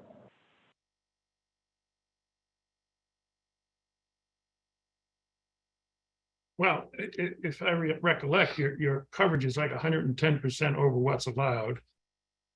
The patio, I guess that's, if I'm reading it right, on the north side is on top of, a part of it is on top of a sewer easement, and when you mentioned the approval Correct. of the pool. There's an easement here. 1988, the pool was approved with a rather small patio.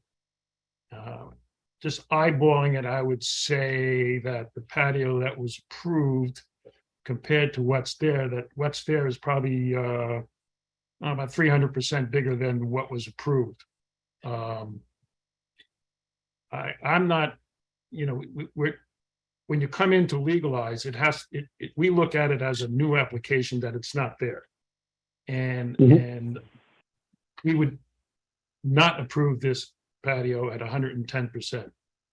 You're going to have to do some homework, compare what was approved, the previous patio to what's there, and at a minimum, eliminate entirely the patio section for a start. Eliminate the patio section that's on the north side, which is where the sewer, not only what's on top of the sewer, but right up to the pool itself. And you're going to have to put I don't know if you have it on there, a comparison chart to the neighborhood. I'm going to add that, yes. Yep. Really need to work at this because this would never get approved if it came in as a new application. At least in my opinion. I don't know how the rest of the board feels. I'm only one person.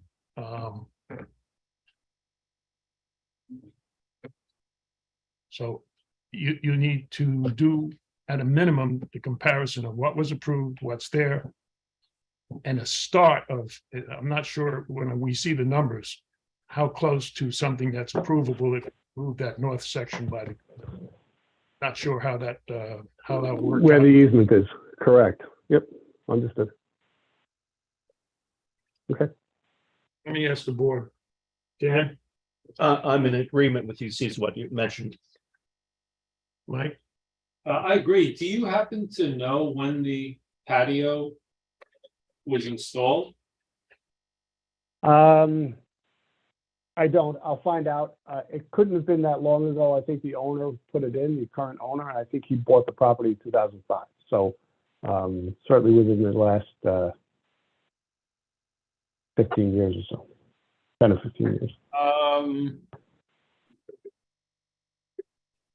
No, this owner bought in February 2012. Oh, apologies. I'll find out. I mean, it would make, to me, it would make a difference, something of a difference, if it was the owner from whom he bought, or whether this particular owner is the one who installed it. I think he said this owner. He said Well, this owner. Yeah, I believe it's just the current owner who installed it. Yes. But I'll get the dates, I'll get the details. I think one of the things that they're suffering from too is if you see the zoning chart up here, is that the lot is considerably undersized for the district. It's a 20,000, just barely over 20,000 square foot lot in a 40,000 square foot zone. That doesn't justify paving it from property line to property. Anyway, Agreed. Kevin, I don't have anything else to add. I mean, the list of things you provided is all I could think of. I'm in agreement. Lori, Yeah, I'm in agreement with everything you've covered, Caesar. Thank you. yeah, and to be clear, I'm not sure how the numbers are going to work. It may not even be enough if you take away that that northern section that's between the pool and the Yep. By this easement compare it here, yeah. was actually approved. You need to put it into the area chart of comparison for other properties. And if I were you, I would try to minimize the amount of coverage as best you can when you come back, because this is a strict maybe of what you come up with. We may not still be happy with it because if you're at the extreme end of the neighborhood coverage chart, you're the outlier. That's problematic. Understood. Sarah, any public? Okay, I'm aware we have work to do. Let me make sure there's no public, any? No, there's nobody raising their hand to speak, and then there are no comments in the chat. Go ahead, I'm sorry, go ahead. You have anything to add? Nate, no, I don't. I was just saying that I realize we have some work to do, yes. Okay. Anything else, anybody? Okay, thank you very much. Thank you. Have a good night. All right, last round. 2022-35, 15 Jaffrey Court.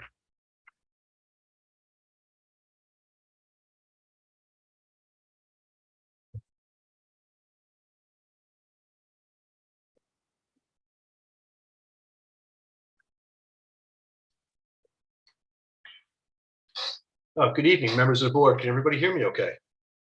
Yes, we can even see you. Good, even better. My name is Bill Witt. I'm the architect for this project at 15 Jaffrey Court, and I'm representing the current owners, Nader Satter and Lauren Muir. If I could share my screen, I'd like to walk you through what we're proposing to do there. Okay, and while you're doing that, make a note that we received a letter of comment on this from Maria and Peter Argonaut. Agovino. Thank you. Yeah, correct. Sarah was kind enough to forward me that letter, so I'm aware of his presence. All right, good. So I'm going to show you the site plan and briefly describe what we're looking to do here. So this is an existing house. Let me zoom in a little bit. We've got an existing house at 15 Jaffrey. And in here you can see what is an existing screen porch you may have seen from the pictures and an existing deck. We're proposing to remove both the porch and the deck and replace it with a one-story addition to the back of the house. There was also a proposed new deck, a rebuilding of what's there, a little side deck, so it will help them connect from the new kitchen to their side and rear yard. There is a small increase in living space in the front of the house, but that is just going to be built into what is currently an extended covered porch. So no new footprint to the house is proposed in that area. The size of the addition is approximately 357 square feet is what we're proposing to add here. Again, in the back of the house and within the setback requirements of the property. We have designed some new drainage structures in the rear of the property to handle the runoff. And in fact, it's a bit oversized for what we're adding there. I did receive the letter from the previous, from the neighbors with some of their concerns, and I'd be happy to address them when the time comes. And I also received the comments from Mr. Hahn's office. And obviously, we're aware that we are over the floor area ratio requirements on this property. And unfortunately, the nature of the beast with this house and the neighboring houses is the garages are in the basement and the houses are slightly elevated. They're small houses, but it requires me to have to count the square footage of not just the existing basement, but the proposed basement. If the existing basement, which is not that big, and the proposed basement wasn't included, I wouldn't have an issue with the FAR. So I just wanted to point that out, that it's not a structure that is growing in mass. It's not going to have any visual impact on the neighbors. It's just that the nature of the existing grade and the way that the house is entered and the garage location requires me to have to count the existing basement. And I assume the proposed basement just based on that calculus. There are also floor area ratio limitations that we're exceeding. I believe the existing house was maybe just on that number. So any increase that we do, you can see this addition is about 6 feet past the length of the existing deck. So it's not excessively bigger than what's there now. Screen porch. But that's enough to require us to increase the coverage allotment, as well as we're adding central air conditioning to the house. And that's a small addition to our coverage. I did provide for the board, knowing that at some point this would likely go to the zoning board, a comparison I put together just to give you a sense on how both the lot coverage and the floor area ratio of our proposed house would appear similar to the neighboring properties. And you should be able, you're probably able to see that while it's, the proposed lot coverage at, 24.9% is bigger than the existing 21.2, it's fairly consistent with some of these other properties. And I would just also like to point out the information that I'm able to gather is limited to size of the house that's listed on the property cards and any deck or patio that might be recorded. It would not include existing stone walls. It would not include AC condensers, and it certainly wouldn't include walkways because they don't show up on the property cards. So my calculations actually include all of that. They include stone walls on the property. They include the pads for the steps. They include the AC condensers. And even with that being the case, by looking through these numbers, you'll see that while it is an increase and while it is clearly over and substantially so, it's not, it falls right into the medium of the neighboring properties and fairly consistent with adjacent developments. And as far as the floor area ratio goes, the numbers seem big at 0.40 for this property. But again, I just wanted to point out that 920 square feet of that is in the basement. And if you look at the front picture of this house, it's because the garage door is exposed and the steps off to the side are more than 4 feet of exposure there. I've got to count the entire basement, even though it's a low ceiling height. It doesn't have a lot of windows in it. It doesn't have any main living space in it. So it's really unfortunate that that requirement is triggered. And while I'm doing a comparison of the floor area ratio, I would also like to point out that I'm not able to compare the actual square footage of the neighboring houses. So if we say 11 Jaffrey or 15 Jaffrey, the same style house where the first floor is raised substantially off the grade to allow a garage below, in theory, those basements would be counted, and that would really impact the FAR number as it's presented. I didn't want to make any assumptions because I wasn't in those houses. I obviously can't measure them, but I just wanted to point out the similarities between these homes and our home, and the fact that our addition, one-story addition in the back of the house, is not visible from the street. It won't affect the visual mass of the house. And if I didn't have a basement component to have to count, it would not require that floor area ratio. So I just wanted to make that point. This property is also, as you know, in the View Preservation District. I prepared another drawing, which just showed you a site map of the property, a few arrow locations and numbered photos, just to prove that the proposed addition is should not have any impact on neighboring properties' views. We had explored in the early stages of the design process a second floor addition, which obviously would have much more of an impact on that. So the one-story low-pitched roof in the back of the house should not have any impact on any views of either the river or the Palisades views. I don't believe they exist currently. The picture on the left of the west side of the house. The next picture on the left. Right here? The third, well, yeah, I guess that shows it too. Yep. But the third one down from the top, I think, shows it better. On the left side of your screen. Where is the arrow? the tree there's a tree on the west side of the property. Correct. This tree here? Yes, that tree. Yeah, that That's- tree no longer exists. That tree came down as a condition, and it came down, I'll point out, with via permit, the proper channels. It had to come down. My clients who are new owners to the property, they just purchased a home.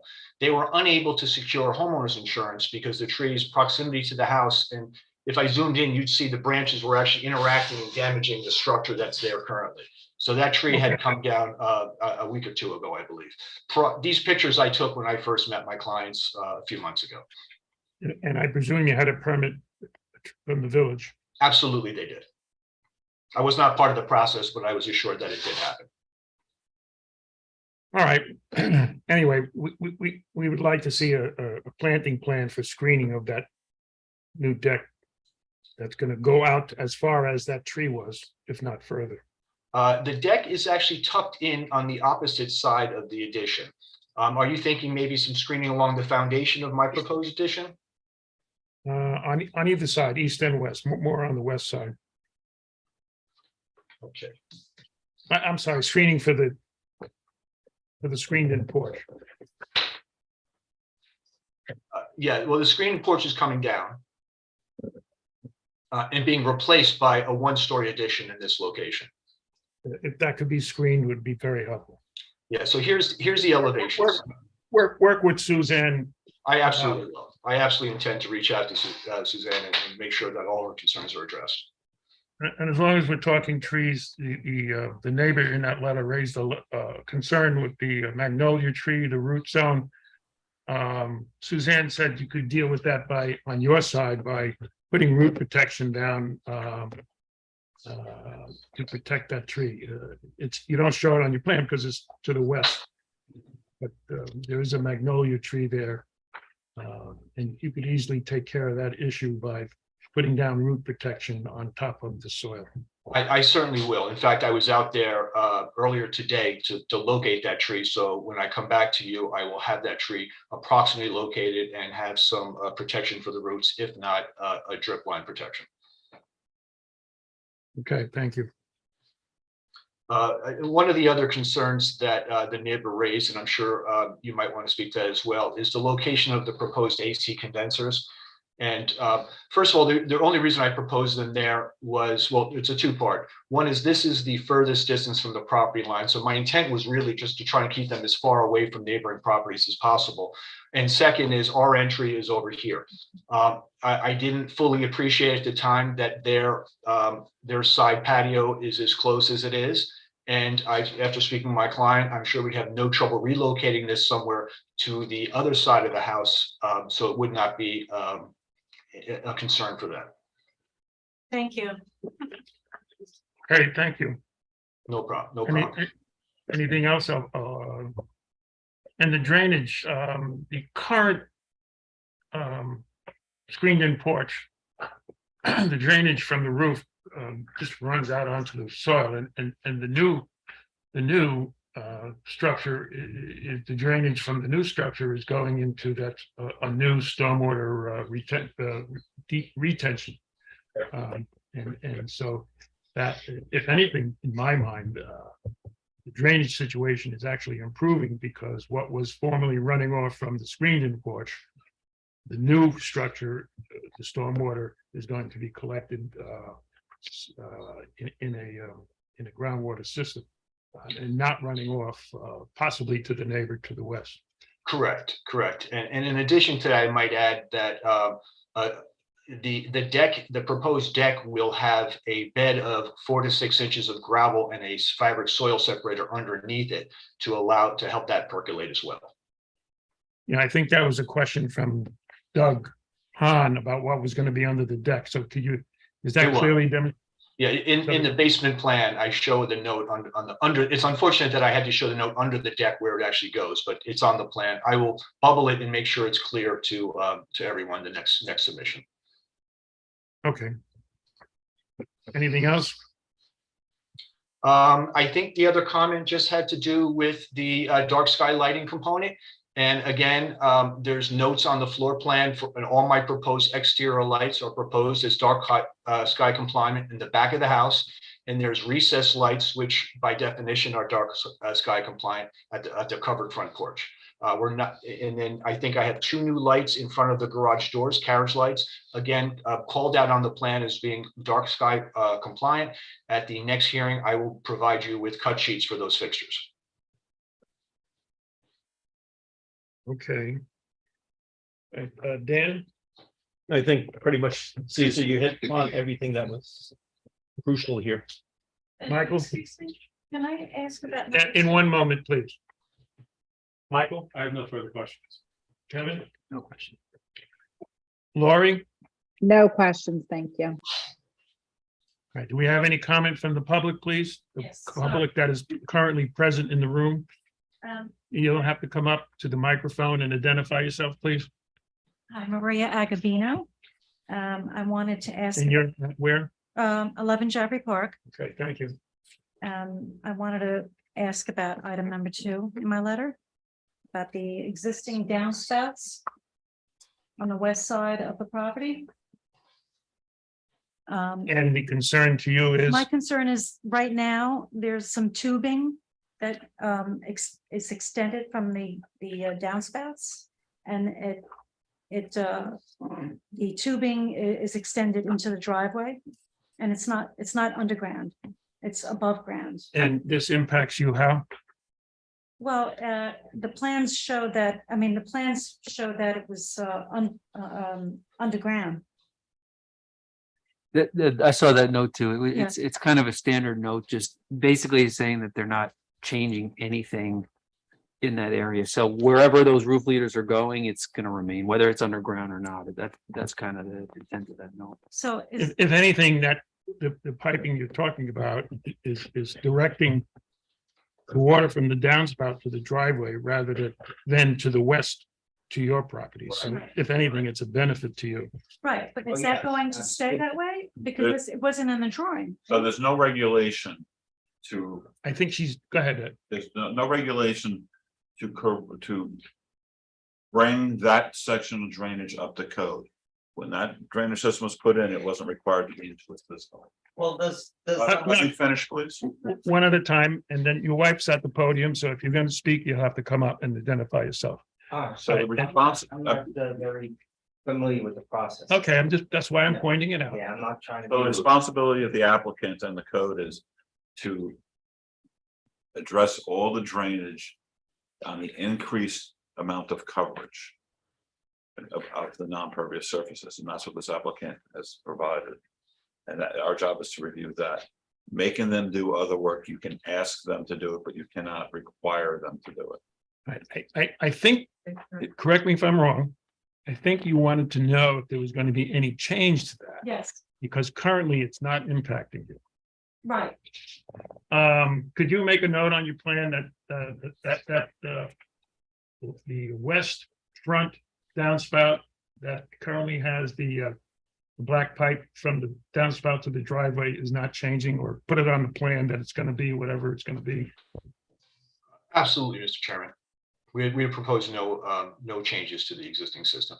I think that note was a carryover to the previous projects. And what's interesting about this project is on the left-hand side, or the west, I believe, side of the house, the drainage actually goes underground. And I think maybe my draftsman may have taken pictures and saw that, and we didn't realize that the opposite side was slightly different. So I'll correct that note on the site plan and make sure that it states that it will not be altered. Okay. Does the other side, the one that does go underground, does that go out to the front as well? Because it goes underground, I'm just not quite sure where it's directing. I haven't been at the property during a storm event to see if it's discharging on the driveway or not. Okay. Okay, you have further, I presume. Did you want to say? Yes. Okay, come up to the microphone and Peter identify Agavino, yourself. 11 Jackson Park. The corrugated flexible tubing that's on the west side of 15 Jaffrey is aged. It's cracked. It's servicing two downspouts, one at the rear of the house and one at the front of the house. And there's one, and they're connected to one stretch of flexible tubing. I have pictures here that show that. I don't know if it would be helpful for you to see it. But it does discharge onto the driveway of 15 Jaffrey. Now, I'm not really sure why you would asking the architect why you would want water to be spilled out onto the driveway, especially in the freezing weather. It really is, and it was for the previous owner, a very slippery condition getting in and out, both with his cars and walking. Right now, presently, it doesn't affect me, but it did affect me prior, when he did not have those rubber downspouts directing the water onto the driveway. He had the water just come and follow the grade, and I had a very big flood in my basement, and I had asked him to redirect that water, and that's when those downspouts were installed. But right now, they're pretty old. The downspouts are very bad condition. They're dented, they're frayed. And I'm not really sure why you would want, water discharging onto the driveway the way it is. It's really something that should be addressed, not for me, but for your client, because like I said, to get into the driveway, you're gonna have a very icy condition, and the children and the family are not gonna have a very pleasant time getting onto that front step.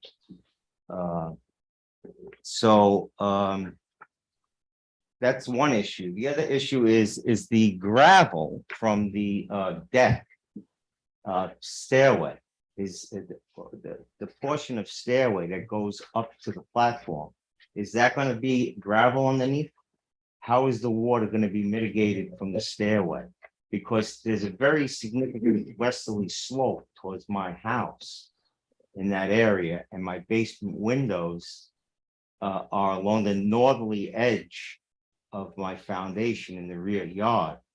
The windows meet the ground, and that portion of where the deck is going and the stairway is very concerning to me. Will there be gravel under the stairwell way as well as gravel under the deck? Yeah, I don't think we'd have any trouble extending the gravel underneath the stair. It's a small area. The pad itself is probably 4 foot by 3 foot, and under the stairs would not be an issue extending the gravel underneath there. I can add that note. I can just modify the note. Would the water be able to go under the stairway as it would the patio? Yeah, We'll have our engineer look at that to make sure it's okay. Thank you for that comment, and I'm sure they'll take care of it, and Doug Hahn will review the gravel situation when it comes. Yeah, I mean, essentially, it's, gravel. He said there's fabric, 6 inches of gravel, so you will promote infiltration, slow down any runoff that's coming. I mean, the condition in the proposed is going to be way better than it is currently. I mean, right now it's all bare, everything runs off. You have the roof runoff that splashes down. Well, and you have yes, the but deck. that's extended. That roof you also is extended past my northerly building line where my windows are. So the water is actually in the middle of the yard running down. The current But deck- now with the deck, it's going to be running closer to my northerly foundation wall where my windows are. The existing deck also runs down and in that same location. Condition will be better than it is today. Yeah, Okay. it's gonna be much and better. Now, as far as the, one other question, the tubing into the driveway, is that something that, Well, that's not part of the application, but if the owner on his own would like to rehab it, that's up to them. I'm sure as a good neighbor, they'll certainly look into it. You have other comment, please? What about number 5? oh, we can talk. We have tag team here. Huh? Tag team. Your turn. Yes, yes. Oh, my mouth's getting dry. We just want to know how the infiltration system will be monitored. Doug, there's a note on the plan and the village doesn't do that. Certainly the building department doesn't. do Yeah, we that. haven't put notes on the plan so that when the owners see the plans, they understand. It's the same thing as cleaning out your gutters. I mean, you put in gutters, but nobody comes over and makes sure you maintain them. If those gutters are all clogged, you're gonna have worse condition than if the system is. So it's all gonna run off directly to your house. So. I'm sorry. I didn't quite get that. The maintenance is the responsibility of the homeowner, just as cleaning your gutters is. Right. And, okay, so there's no responsibility on the village's behalf to clean out the. We're not getting anything you're speaking because you're not at the microphone. I think what he was trying to say is, it's not the village, you might as well come up. It's not the village's responsibility. Yeah, but speaking of the Peter, microphone actually, transfer. 11 Jaffrey Park. It's not the village's responsibility to monitor the clean out of the. It's the homeowner. Not that I know of. It's not a responsibility. It's the same comment about the gutters. We're not responsible to make sure you clean your gutters. This is part of your gutter system. Just so you know, it's larger than it has to be actually. So the drawings will reflect the AC being put on the other side of the house. He said that, yes. Yes, okay. Right. Well, someplace he suspected the other side. Now my magnolia tree is 90 inches in width. And two limbs come off the magnolia tree, which are 50 inches in circumference. I'm sorry, in circumference, 90 inches in circumference at the bottom towards 36 inches high. It's 90 inches in circumference. And then the two limbs that come off it are about 4 feet high and they're about 50 inches each in circumference. That's a very, very, very large magnolia tree. And the root system, I think, would be very, it's adjacent to the property line. And I'm not sure what the calculations are. Would that interfere with your drainage system in any way? Or is it going to get run over by any excavation material? We already discussed that and that he agreed to take a look at it and put on the plans for the next meeting. Mitigation, there's root protection mechanisms that will be employed. And we'll see what he's doing. I'm sure he'll check with our landscape architect as to the adequacy of that root protection. Thank you very much. Okay. No further questions. Okay, Thank you. Well, we have another public coming in person. Yes. Good evening. My name is Vinny Sagi. I'm in 20 Jaffrey Court. And I have a few questions, very small questions. I see they're going to renovate and expand. I just want to make sure all this expansion is done at the back end, not in the front end of the house. Am I clear about that? Well, there is something in the very front. Perhaps you could point that out, the minor by the front steps there. You're going to do something there. Certainly, I'm going to direct you to the existing first floor plan. The steps come up and there's about an 8-foot by 4-foot covered porch in this area. You see the front entry door. The proposed plan simply pulls that back 3 feet. So it's not an increase in footprint. It's just filling in what is currently a covered porch. So you're saying it will remain in the same position. You're not going further out. from the Absolutely existing- not. Absolutely not. That is correct. There's no proposed increase in the front. Nothing's getting closer to the street than currently exists. Okay. My second question is, height of the new structure. Is it going to be the same as the existing structure or are you going higher than the existing structure? It's going to be substantially lower because the addition that we're proposing is a 1-story addition in the back of the house. Here you see the existing house and there is the 1-story addition in the back. You can get a better view of it from the back photo. Okay. My last question, how long is this construction going to be and when it's going to start? I wish I could give you all those answers. In a perfect world, construction will start in the spring, early spring. In my experience, jobs like this, assuming materials are readily available and labor is available, typically take between 4 to 6 months from start to finish. The shell itself of the house will be put up within the first 6 weeks. Because the reason I bring this up is because in the past, we have had another construction in front of my house, and there's so much dirt which flies around and sticks to the neighboring property houses. And our house looked like shit after the construction. Excuse my French. That's a real technical term. Excuse my French. But I had to get my whole house power washed, after this construction which was done. So I'm concerned about the noise level of this construction. And the second thing is the dust and the dirt. That's why I'm more concerned how long this construction will continue and how much we have to put up with this noise and dirt. Given the close proximity of all the houses, I've driven up there and they are very close. Perhaps you could put a note somewhere about dust control. If there's a lack of rain, to just spray the area with water so that knock the dust down. I'm sure you can take care of that. Sir, my concern would be if those construction, what they normally do is they do it on Jaffrey Park, this man mixing.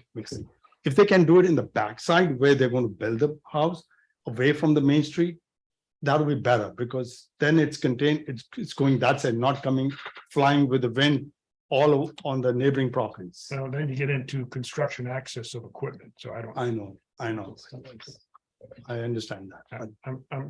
The dust issue, you'll make some notes to keep the dust under control because it is the neighborhood, the houses are on top of each other and there's a technical issue with dust.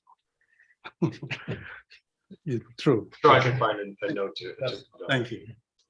Okay, thank you very much. Do you have any questions up there on the Zoom? Lori? I'm here, sorry. No questions. I think this was a very helpful presentation to explain things and also answer the neighbors' concerns. So I appreciate that. I didn't do the board yet. Dan? No further comments. Thank you. Mike? No further questions. No questions. Sarah? Yes, we have somebody raising their hand to speak, Connie Kehoe.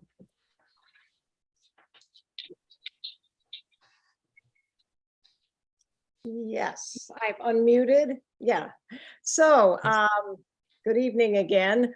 I am the neighbor on the east side, and so you've heard from adjacent across the street, Mr. Sagi, and from the Agabinos on the west side.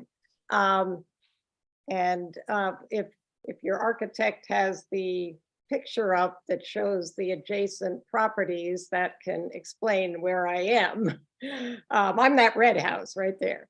So first of all, I did want to comment that the owners have been very forthcoming and made a very appropriate and personal attempt to explain what their plans are. And I really do believe they will be very good neighbors. But as you've all spoken about this, the houses are quite close to each other. So the back of my house, where my deck is, will be adjacent to, instead of the screened in porch and the, I guess what you call the deck, in the back, it will now be adjacent to the solid wall of the kitchen in the new plan. And as I don't know if it was Caesar or one of you spoke about the possible need for screening, because looking at that wall will be a little different than looking, basically through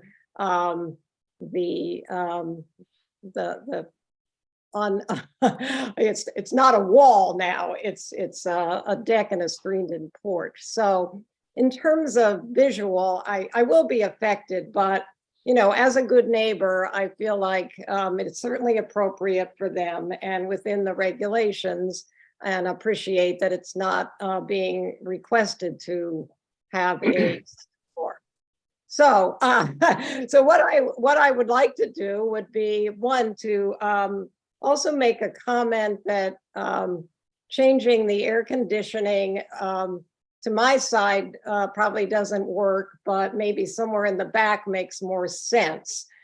We have very little space between the two property lines on my side.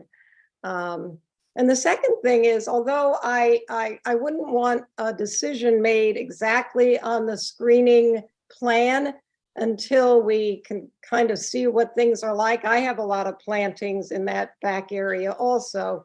I would just like to keep a neighborly approach to being in touch about an appropriate kind of planting over there, which the new neighbors have actually said they'd be very happy to do. You know, as we discussed what would be needed. And the third thing, I would reiterate what my adjacent neighbor mentioned, his concern about the dust and dirt and the noise. So again, as a good neighbors, I feel like our cooperation is going to be quite good, but that'll be important to me because our deck and our outdoor living is really right up against what will be that basement area that'll be a project, I know, and then also the creation of that kitchen in the back. So those are my comments. I certainly want to keep in close touch with, I know you're going to be going to zoning and back again. So just keep those cards and letters coming. Connie, as you know, we have Suzanne Nolan, who is in the past, she's been very attentive to the type of screening. And we tend not to put up a row of arborvitae that looks like a green wall. Generally, it's a mix of different types of native shrubs that provide a natural looking screening as opposed to a green wall. And she's been very competent in what she does, and we'll take a look at it. And as we said earlier, and the architect agreed that they would work closely with Suzanne in coming up with a screening plan. Right. And I appreciate that. I understand the competence of the officials who consult with the village. But I hope that she will take into consideration the planting that I already have, close to that area so that we're not fighting one bush against another. Well, we wouldn't want to. Well, my basic knowledge that there are female versions and male versions of bushes, especially in hollies. So they can be conflicting. I'm sure the architect will bring your concern to Suzanne, and Suzanne will look at what you have and create a blend of your plants and their plants and come up with a screening plan that is appropriate. And in terms of the air conditioning unit, I think your architect will quickly see that that's too little space to squeeze that in, and he'll look for another spot. Well, I'm sure it's going to be a conundrum, and but he seems very competent, and I'm sure he'll figure it out. Okay. Anything else, Connie? No, except that we were very much looking forward to the neighborhood being enhanced by the new neighbors, and we think a lot of good comes from one neighbor speaking directly to another, and that's what's happening. Oh, that's good. Terrific. Thank you very much. Yeah. Well set. Yep, for now. Okay. Thank you. All right, does the applicant have anything further to say regarding what he's heard from the neighbors? No, I think I have my marching orders. Okay. Anything based on what we've heard from the public? Anybody on the board have any additional? No additional. Nothing else? Nothing from me. Lori? Nothing, thank you. Could I just make one quick comment / question? Sure. I understand that the neighbor on the left doesn't want the air conditioning condensers on their side. And it sounds to me like the neighbor on the right doesn't want the air conditioning condensers on their side. Well, And that's why you're so competent. You're gonna figure it out. right, yeah, now, if I put them in the back of the house with the neighbor in the backyard, have issue potentially. And I think maybe the other concern is if the condensers in the back of the house, is that going to be more of a visual impairment to the, what, I take it all back. I'm gonna speak to the neighbor or have my client speak to them and see if we can't work out a solution with the neighbors before we finalize the plan. All right, one more comment from the public. I just wanted Well, to say. come up to the microphone, please. Maria Agavino, 11 Jeffrey Park. The electrical service is in the front of the house.